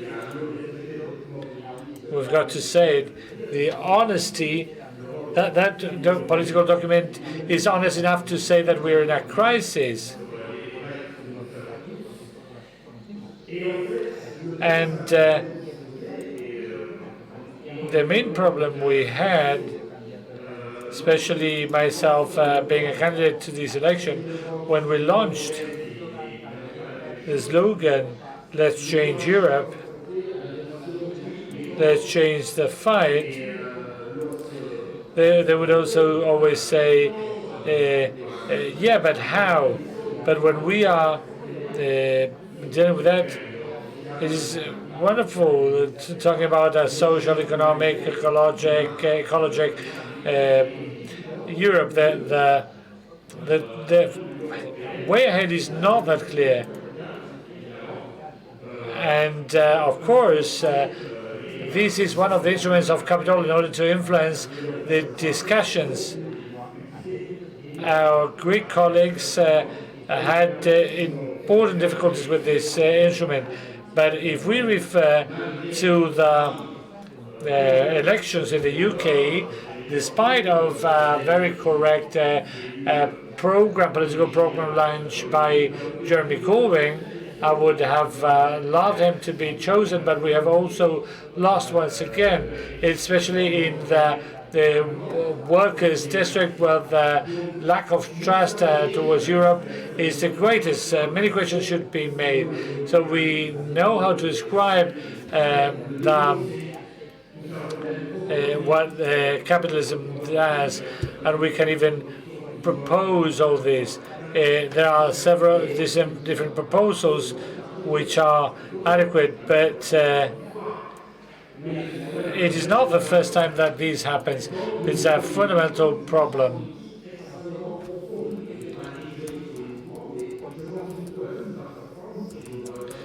And we have gone through a very important political crisis. And it leads me on to thinking of what had happened in 1840. And we say a lot at that document on the yellow jackets, and we believe that the PA cannot do everything. It's a confederation of organizations, but one of our weaker points was always not just of establishing the right strategy.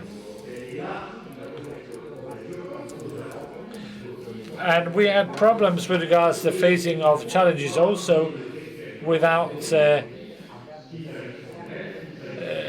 dealing with that. We could speak about our experience in other countries. It is not in many countries that we are in the government. And with a civilized way, we should be able to do it. And we found many problems, and we need to deal with what happened with our approach with regards to wider approach. We all know what is happening with social movements now taking place, and what is the result of our work at the local level and international level. And what is it that happened? It's maybe a pity that the Corbyn's program might be similar to what we mentioned. And in the end, we would need to do an assessment on our experience with regards to historic movement, because we are going through a historic moment, and also considering our experience with regards to the European Union. This is what we wanted to transmit to you. Thank you very much, dear colleagues. Of our international guests, if he's here, compañero Carmelo Enzo Versassi del Partido Comunista de Argentina. Bienvenido. From the Argentinian Communist Party, Carmelo Versazzi. Aparentemente. He's not here. It doesn't seem to be here. Yeah, is he? Is he there? Yeah, he's coming. Perdón. Sorry about that.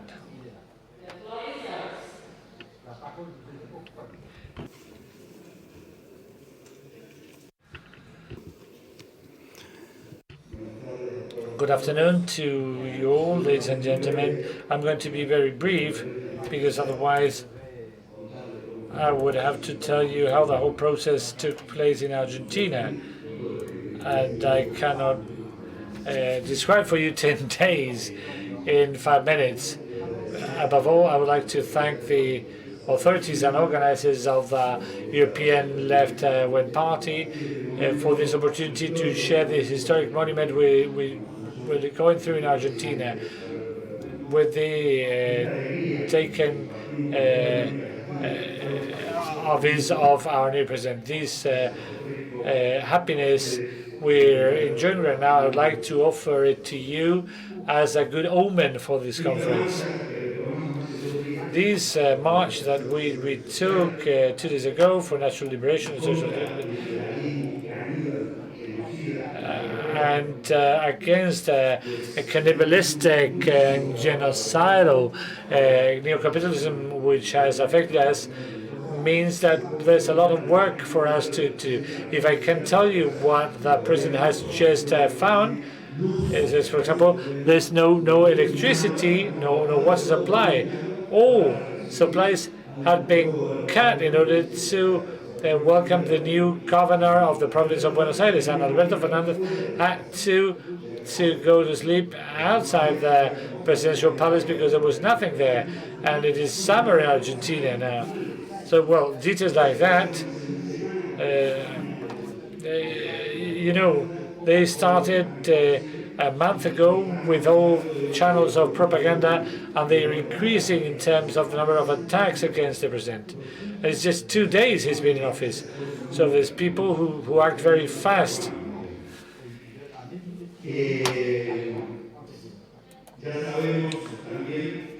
We also know this economy, they have completely devastated. We're talking about 16 million people who are suffering from poverty in our country, in Argentina, and it's 4 million people who have one single meal per day. And just for years, they managed to do that. Liberalism and imperialism in just 4 years. And let's have it taken into account that Argentina produces food for 400 million people per year. And it's just 4 million people, and 4 million people suffering from hunger. This is what liberalism has left us with. And these things cannot happen again. And there's a new political process. And of course, we're going to retake the role of our colleagues, such as our leaders, Fidel, El Che, San Martin, and the thousands and thousands of people who have invested their life in the fight for a more egalitarian country. Thousands of people left dead in the way behind. So we have a great responsibility on our shoulders and a lot of work to do. And of course, We're not on our own. And even if we're not in the south, we've got the advantage of the people who raise every year in Peru, in Colombia, in Brazil, in Argentina itself. We have Nicaragua. We have people raising their voices every year in Venezuela. We count on you and your help. And there's no alternative to that.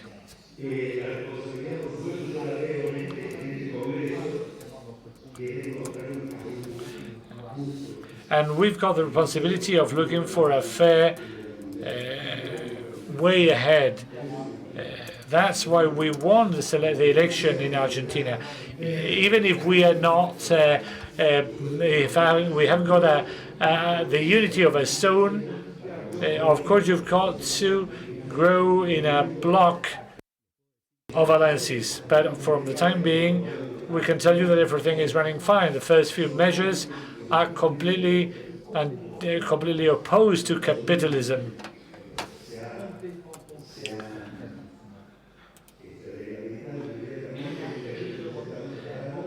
And with regards the law of abortion, which has been imposed a veto by the Macri, by the right-wing party, one of the first measures was approved, for example, the complete dissolution of the intelligence services of Argentina, a tool which was used for the oppression of other peoples, not just Argentinian people. There were Argentinian advisors in all countries with a right-wing government. It's been completely dissolved. It's no longer existing. And like these and many other things, I'm not going to be able to mention. Even if we've won, we've got everything to do. And we've got to set up this structure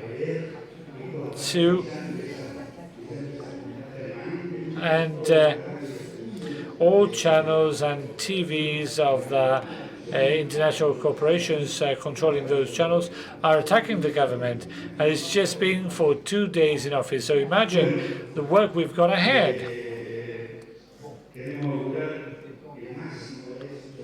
We want to congratulate you for the mutual success, because we want to count on you. We want to count on Europe for many things.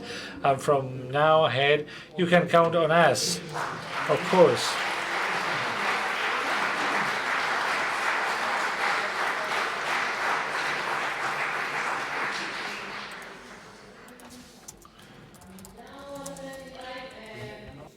Tobias Flüger from Die Linke. And 3 minutes.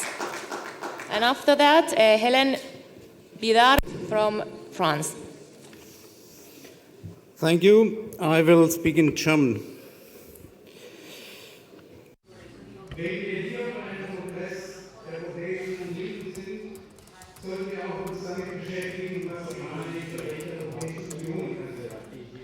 If we are in a meeting of the European Union of the left, we should look into what's happening in Europe. The president of the Commission is Ursula von der Leyen.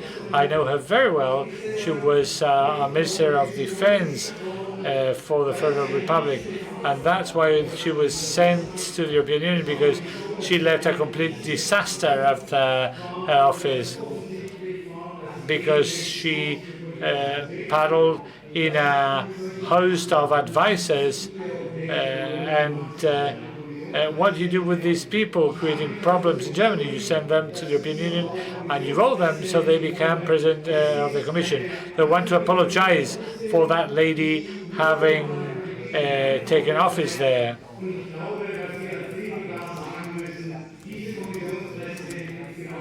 She's acting for neoliberalism without non-stop, and we've got to say no to that president. is the commission of the millionaires and sometimes of criminals. And I just want to give you an example. Mr. Breton and the Minister of Defense and Mr. Breton is coming from the private sector. For some time he was Minister for Industry, and he's a lobbyist for new technologies,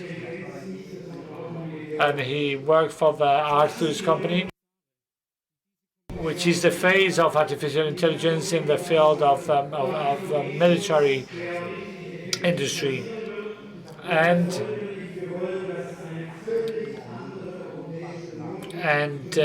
we want a European Union, a completely new European Union, not the way we see it. And it's going to act in the protection of borders and also in terms of the military environment, because there's a new space. And what is it that it can be done? There's a new project, the PESCO project, which includes some 47 projects of for the promotion of armament European Union, and of course, and they are the French and the Germans promoting that. The European Union is on the path towards creating a new imperialistic power. We've got an imperial power which has created a lot of damage in the world, and we do not know another power of that kind. And I would like to tell you something about what's happening in Turkey.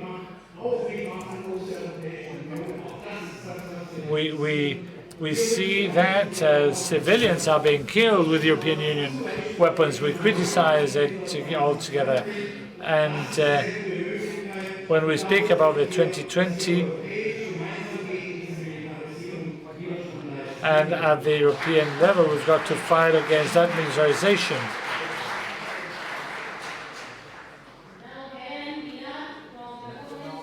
France, 2 minutes and 30 seconds.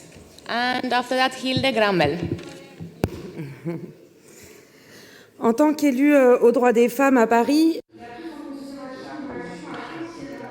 considering the action has evolved a lot when the Me Too movement appeared, I experienced myself the power of a social movement over the movement. As a feminist and a communist, we were mobilized, and the entry of the feminist issue is incredible. We have entered in an intense phase, and also in France, in different countries as Spain, Poland, Ireland. Many movements have appeared, and all of them have opened new worlds, new ways for communism. Women, the fight against feminism, but also against all kinds of patriarchal violence. The issue of femicides, the killing of women, decision of women has been put on the table. More than 144 women died last year at the hands of the parliament. That's why the public powers are being called to act. And what's happening today is transforming social relationships, but there are many obstacles still happening.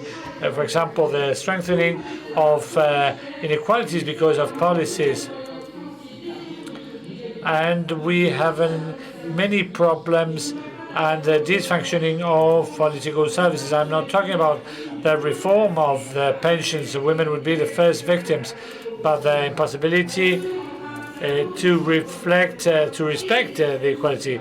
Then there's a progression of the extreme right and religious activists in the world.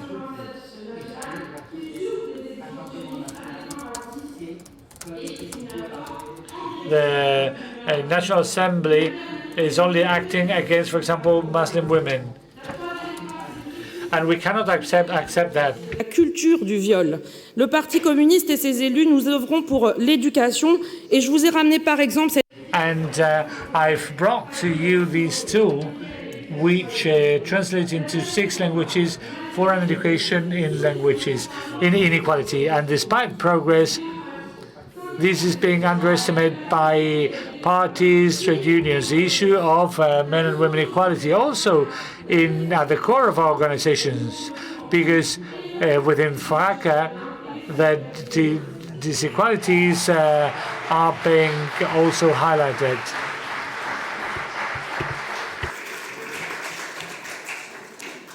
Hilde Grammel from the Communist Party of Austria. She has 3 minutes, and after that, Jiří Vdek from Czech Republic. Yeah, good evening, comrades. I want to start my short speech by thanking everybody who was involved in preparing and working for our Congress here in beautiful Ben Al-Madena. Okay, I want to make a few comments on our political document. First comment. I find feminism reduced to gender equality in this document, and I think it cannot be reduced to gender pay equality, as it is mentioned. This would be a very reductive approach, because it doesn't take into account the fact that women's work is necessary for the functioning of all our societies. It is unpaid and it's undervalued work. And it is work we must diagnose as being appropriated by capital without even worth mentioning. So what we have in our document is a little bit reductive. Second point, I suggest that we use will and not must so often, because this gives our language the nature of a commitment more than a reluctant thing we do. For example, on page 7, we must something. I think it's better to say we will do it. Yeah, it's a kind of commitment we make to the people. And another thing we have in our document is for the people. We do things for the people, and I think we should do things with the people. Yeah, we work on an alternative project, for example, with the people of Europe and not for the people. Yeah, and on the first page it states Europe is a rich continent, which is true, and this is the material basis of our fight, of our struggle. And I think it is also the basis which requires European solidarity with the rest of the world, which we directly or indirectly exploit. So I think this should be taken more into account and should be made more clear. Okay, that's all. Thank you.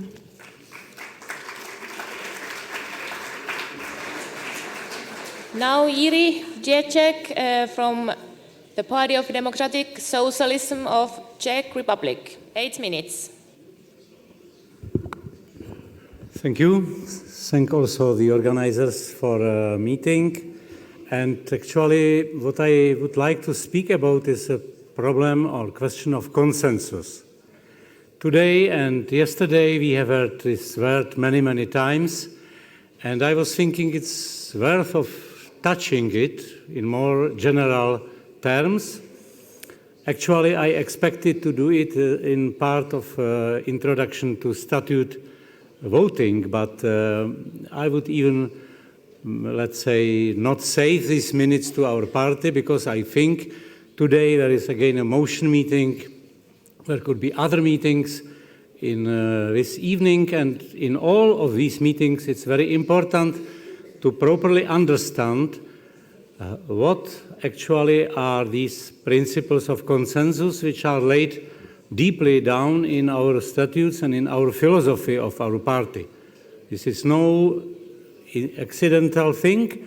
We are in paragraph or in Article 1, in paragraph 1, in sentence 1. So the principle of consensus is very, very important for a party as ours is, because we should understand, and we understand it normally, often, that the European left is a party of parties, and that as such we have a very different ways of decision-making from normal national parties. It's maybe unfortunate, maybe it's not good, but it is like that. And just going to the, let's say, definition of how we are using this principle of consensus, I think this is because sometimes some people spoke about veto principle or veto right, some people spoke about unanimity, and this is both different from how consensus was and is understood in our party. It is something like a wish to reach a consensus, and I have to say it's of course impossible that some smaller group of parties comes with some proposal and then is pushing it, asking others for consensus and to reach a result they want to reach. Actually, our principle, and which is in particular in things like motions and statutes, only proposals which are agreed by all member parties could be voted. So we had a discussion yesterday in the Motions Commission how it is with voting procedure.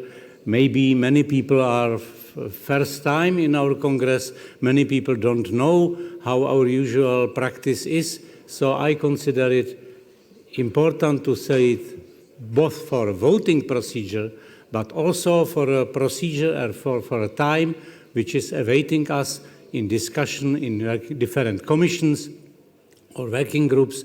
We should always stick to this principle of consensus, because once we would leave it, it could have disastrous results for a whole party. Thank you very much.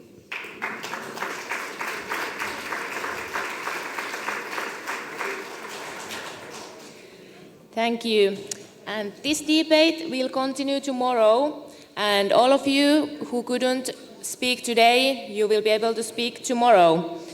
And I would like to remind you also that we will start tomorrow at 9 p.m.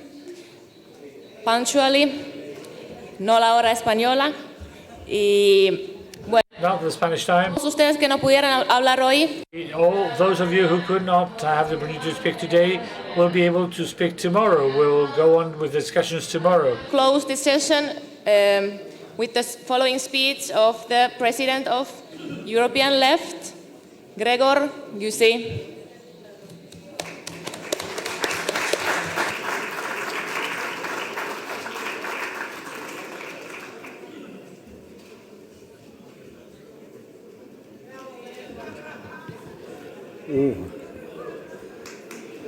Liebe Genossinnen und Genossen, liebe Gäste, noch nie war ich so lang in meinem Leben. Their colleagues and guests, their comrades,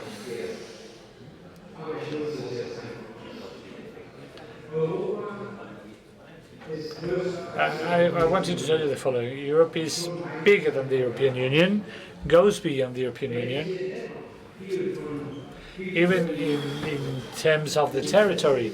And even then, people speak a lot of the European Union, and it is not because we want to be reductive, but the European Union and its development have a great significance, not just for member states, but for the whole of Europe. In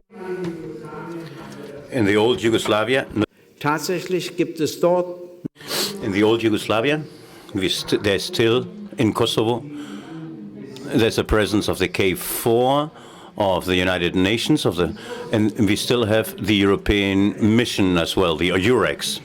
The situation of Kosovo and Serbia infringed the treaty between Serbia and Kosovo. Serbia had to take out the troops out of Kosovo, and while NATO could intervene. But in that contract, in that agreement, there was a statement that Kosovo was going to continue to be part of Serbia, and there was going to be a referendum after 3 years.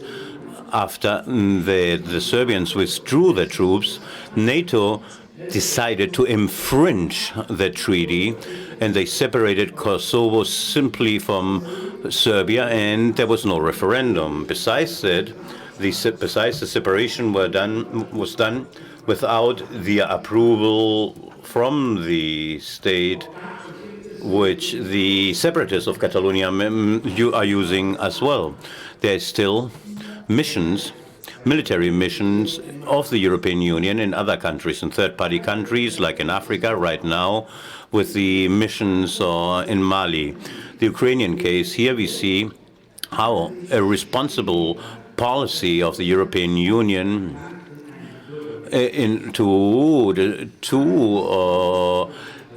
infringe on the Russian rights, and it almost led Ukraine to a civil war. At the end, they said it's Putin's fault. Of course, with the agreement of the Holy Friday, we were able to reach a long enduring peace in Northern Ireland. The European Union had an important participation in that process. In short, the United Kingdom is going to be a third-party country, and many important elements of that peace process are in danger right now. Here we will see of how serious the European Union peace is taken, in here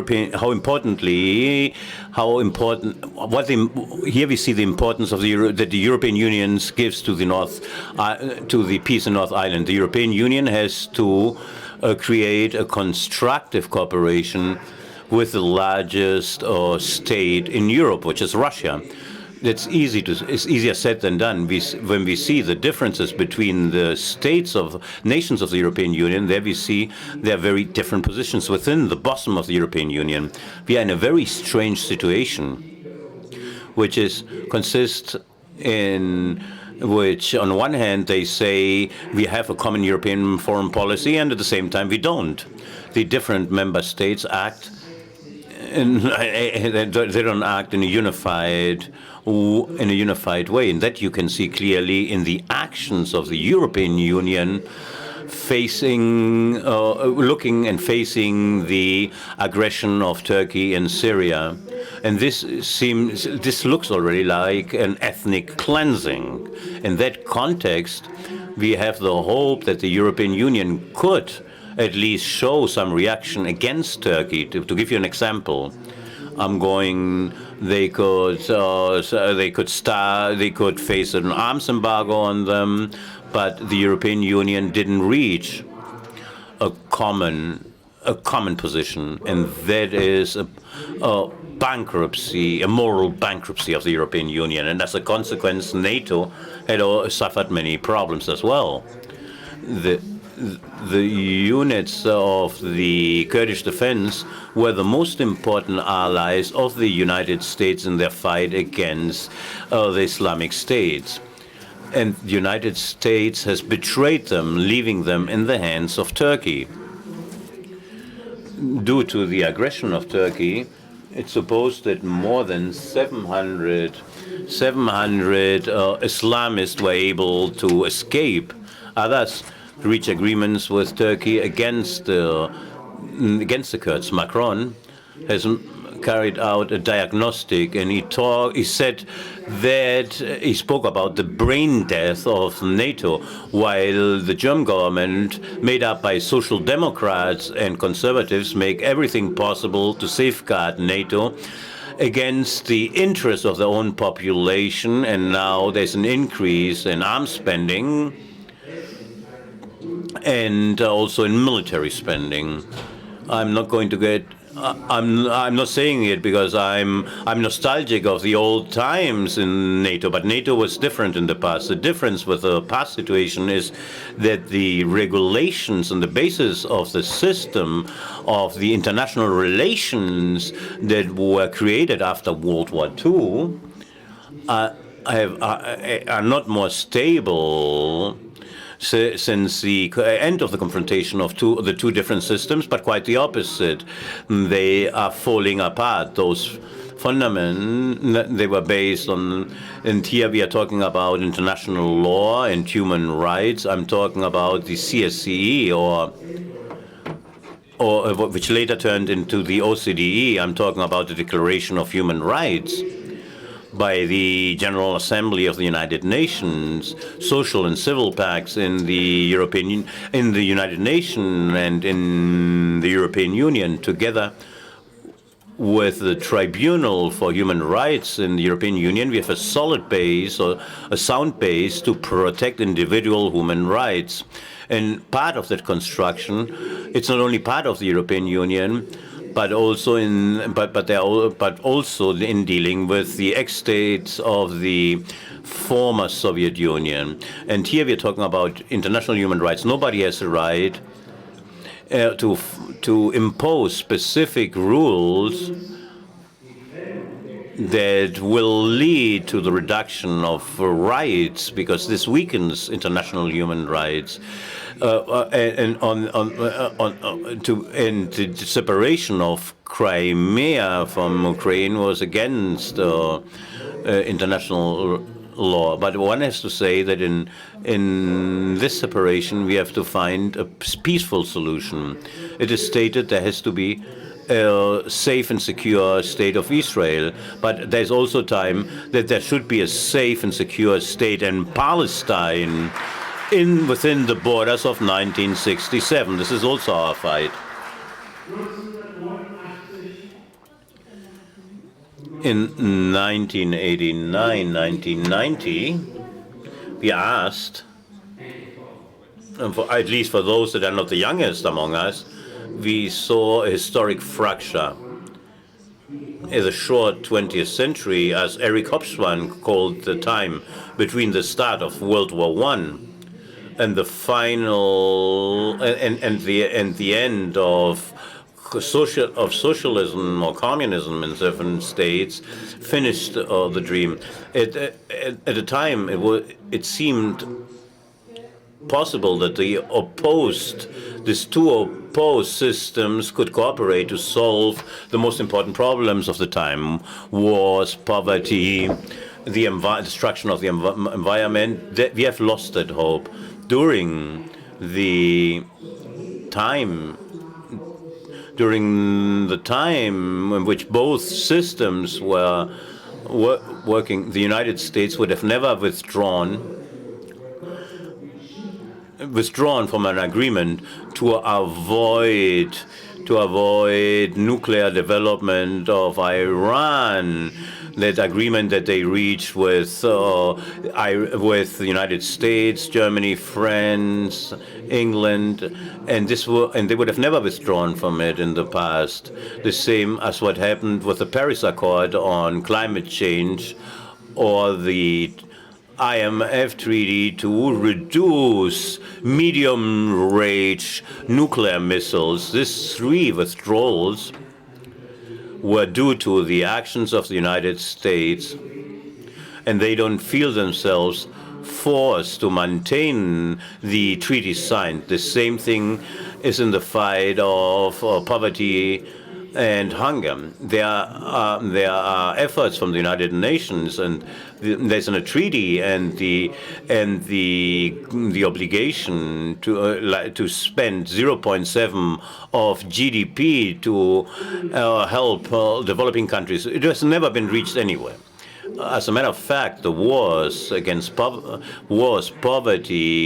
and lack of nutrition, hunger, are really the causes of migrations. And we have to fight against the causes of migration and not to fight migrants themselves. If we need in order to achieve that, we need a very important change.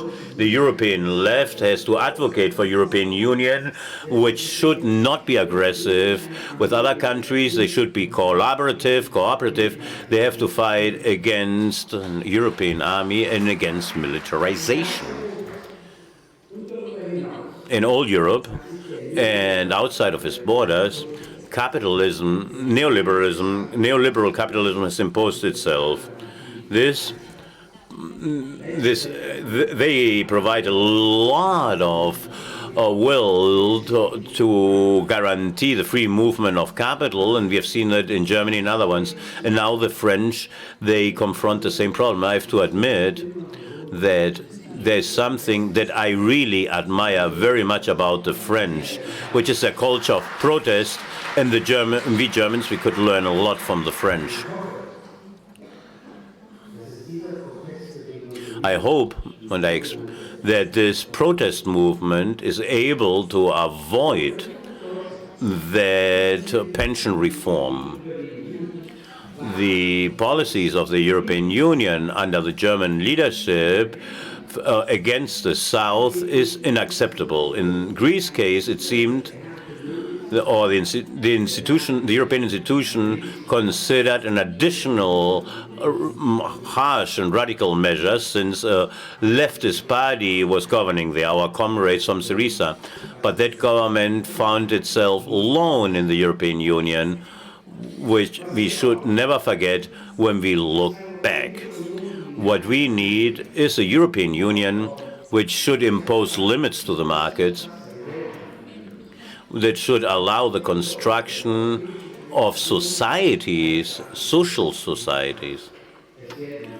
The fourth column of the European integration is not sufficient to reach that objective because it's only made up of intention. The first step for us would be, therefore, to provide legal protection to the fundamental rights in such a way that they can be imposed against the interest of capitalism.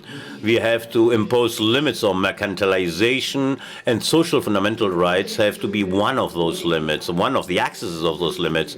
In contrast to what happened in the 90s, the criticism of neoliberalism is growing, but in spite of that, neoliberalism continues to be dominant in politics. Simply look at the French policies. The austerity policies of the last years has having dramatic effects on the quality of public services.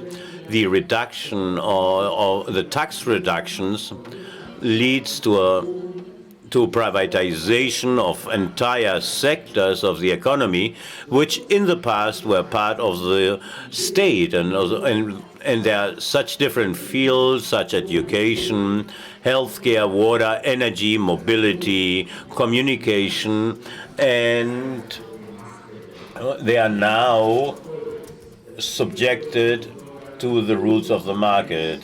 And this has, as a consequence, it has made it impossible for our citizens to use those services, and that is the reason why we have prepared a proposal to create a European Observatory of Public Services, which would be linked with the European Commission. This would be a point of encounter for scientific innovation with the objective to improve the life quality of our citizens in Europe. We defend ecological sustainability whenever it's done in a socially responsible way. If we don't want cars, we have to guarantee the mobility of people in another way.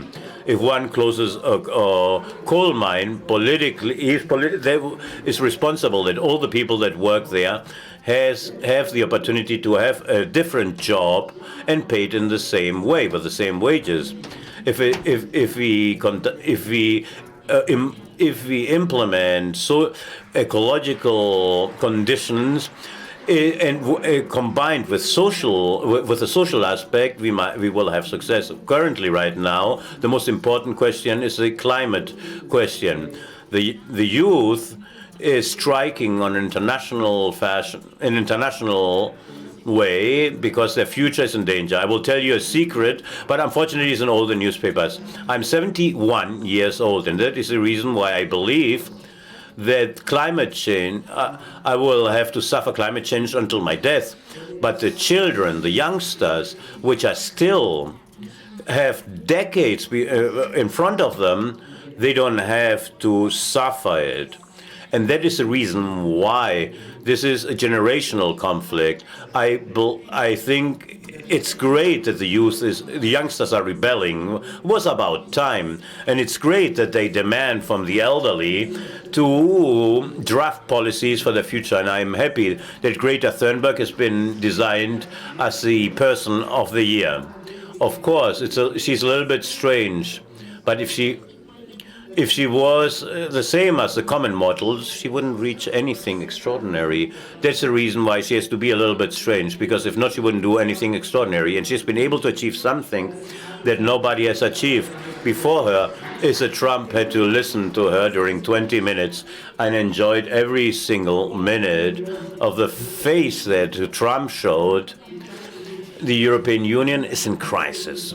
And when it faced, and it's proven with the treaty of the Euro crisis, the decision of the United Kingdom to abandon the European Union, and the nationalist and authoritarian regimes in Poland, the Czech Republic, and in Hungary. We have also taken into account the evolution of Austria and Italy, and of course, the National Front in France and the AfD in Germany. It's the task of the left to face and confront in a clear-cut fashion on a national, on a European, on a world level to fight against right-wing populism, right-wing extremism, nationalism, racism, and anti-Semitism. This is our task, to be the antagonist of that movement. And besides that, we have to fight with all clarity for gender equality. I'm totally convinced that there are some of the sentences that I've said, they might receive your support and others will be rejected by some of those that are present here. It happens in my own party, so of course it's nothing strange if you take into account that we are so many different parties with different histories and different presence. I know that the left finds itself in a situation of insecurity. The fall of state socialism means that a model has failed, and now we are talking about why it failed. We're asking us our question, why did it have to fail, that state socialism? It was due to the lack of freedom, democracy, economic efficiency, and a state of law.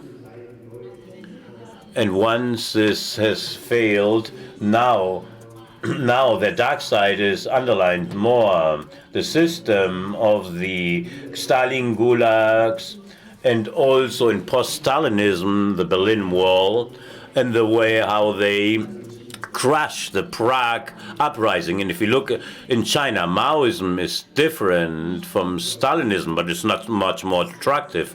And that country has also turned into a state capitalism state. And it is becoming step by step into a world power, which the United States wants to avoid with the trade wars. The failure of state socialism has brought the fall for all the European left, even for those parties that had maintained a distance to the Soviet Union.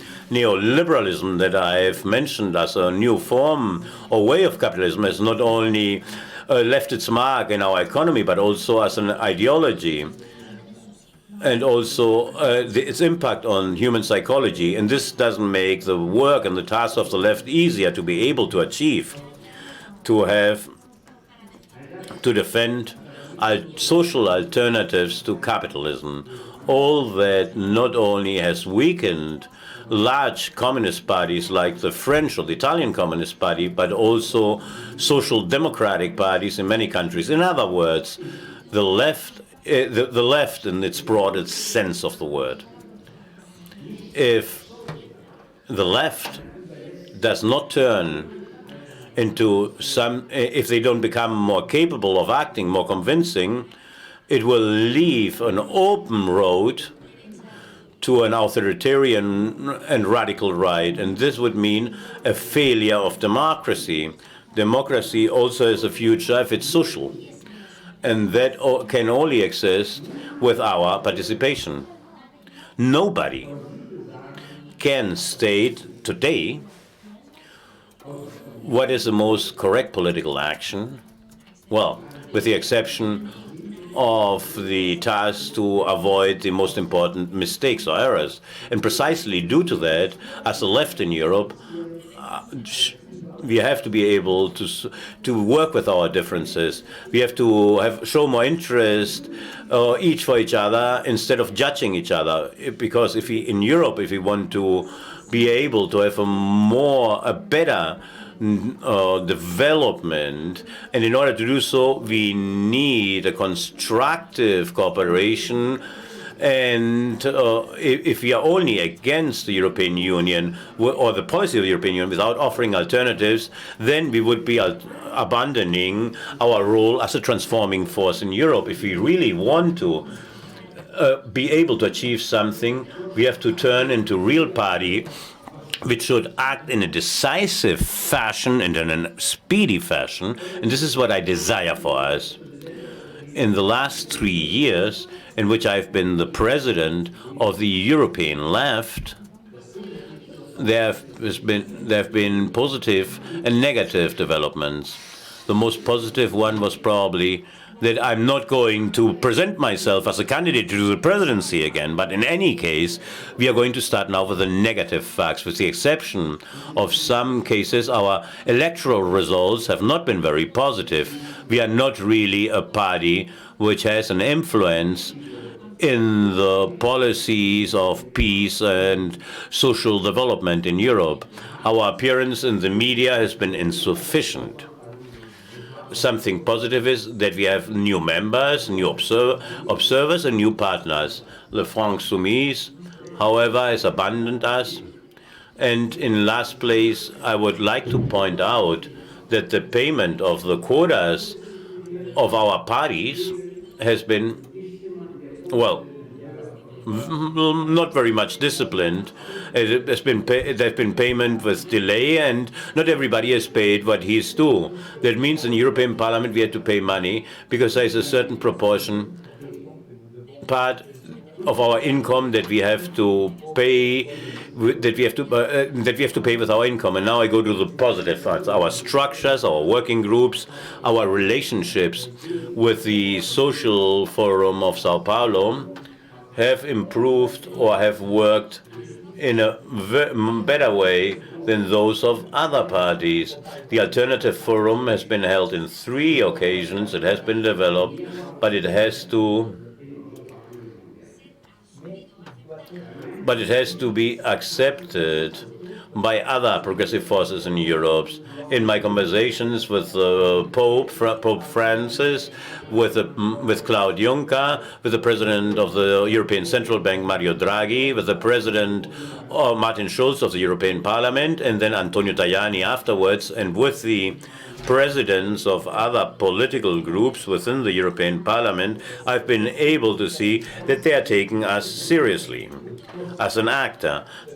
And there we have to take advantage, and we have to increase our importance through a conversation, an interaction, very intensive interaction with Jean-Luc Mélenchon. I've been able to reduce our contradictions, to convince him to make to give speech on the Alternative Forum. The France Insoumise want to get into the role as observer again. My conversation with Pablo Iglesias from Podemos has also brought good results. We have tightened our relationship, and I hope that in the next years we will be able to convince them to come here and become observers. I'm looking you in the eye. I'm looking if they are applauding or not. I also had many conversations with people in charge of member parties, observers, and partners. And thanks to it, I've been able to learn and listen to very different opinions, and I thank you for all these new experiences. Let's be controversial. Let's debate in an open fashion, always trying to look for the common and not for what we share and not what divides us. And we have to debate seriously how we have to change things in Europe. And in order to finish, I would like to thank, in first place, our Vice President Maite Mola, which in all this time has been a trustworthy and solidarity and help not only for me, but for the whole left movement in Europe. I thank also our Vice President Pierre Laurent. due to the support of all the movement of the left through its activities in the Alternative Forum. I also thank our Vice President, Margarita Mileva. She has not only been an extremely friendly person, but she has shown extreme solidarity with me, and she has carried out an extreme work and very important work in Eastern Europe. I also thank the Vice President, Paulo Ferrero, who has lots of experience in his own party as well as in the European Left Party, and he has always helped me a lot. So therefore, I thank him very much. I also I have gratitude to our treasurer, Brigitte Trousseau. She has always carried out a very trustworthy and important task, and she continues to do so. I also thank all other members of the political secretariat and the executive committee. And in last place, I thank our collaborators in Brussels and in Berlin. Those of Berlin, Piera Muchigrosso, Lina Shapiro, Daniel Scheffen, Daniele Grumetto.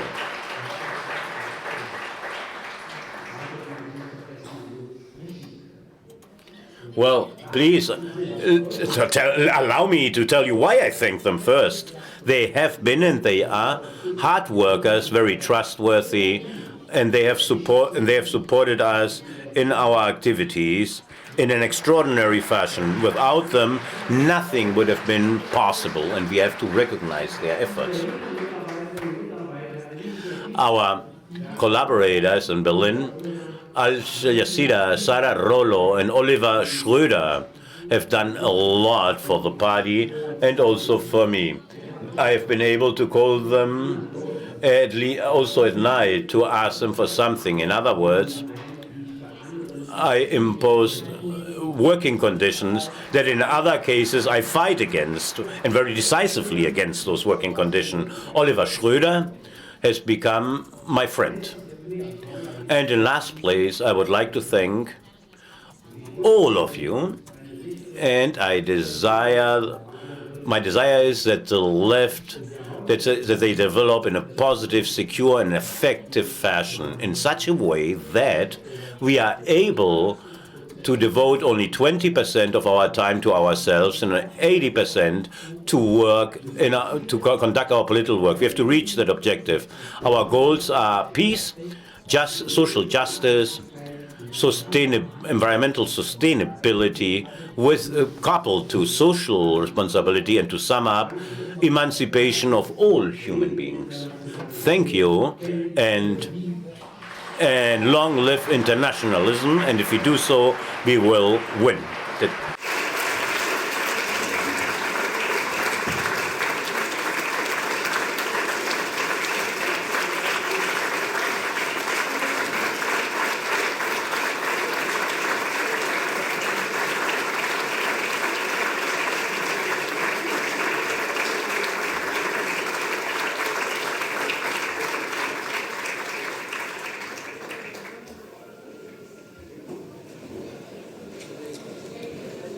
Vielen Dank. Thank you, Gregor. Now I would like to announce that the international guests meeting will take place at a room named Marielle Franco at 7:30 p.m. And then we will have dinner at 9:00 p.m. Thank you, dear comrades, for all the interesting debates today. We will continue tomorrow. Viva el internacionalismo y viva la República.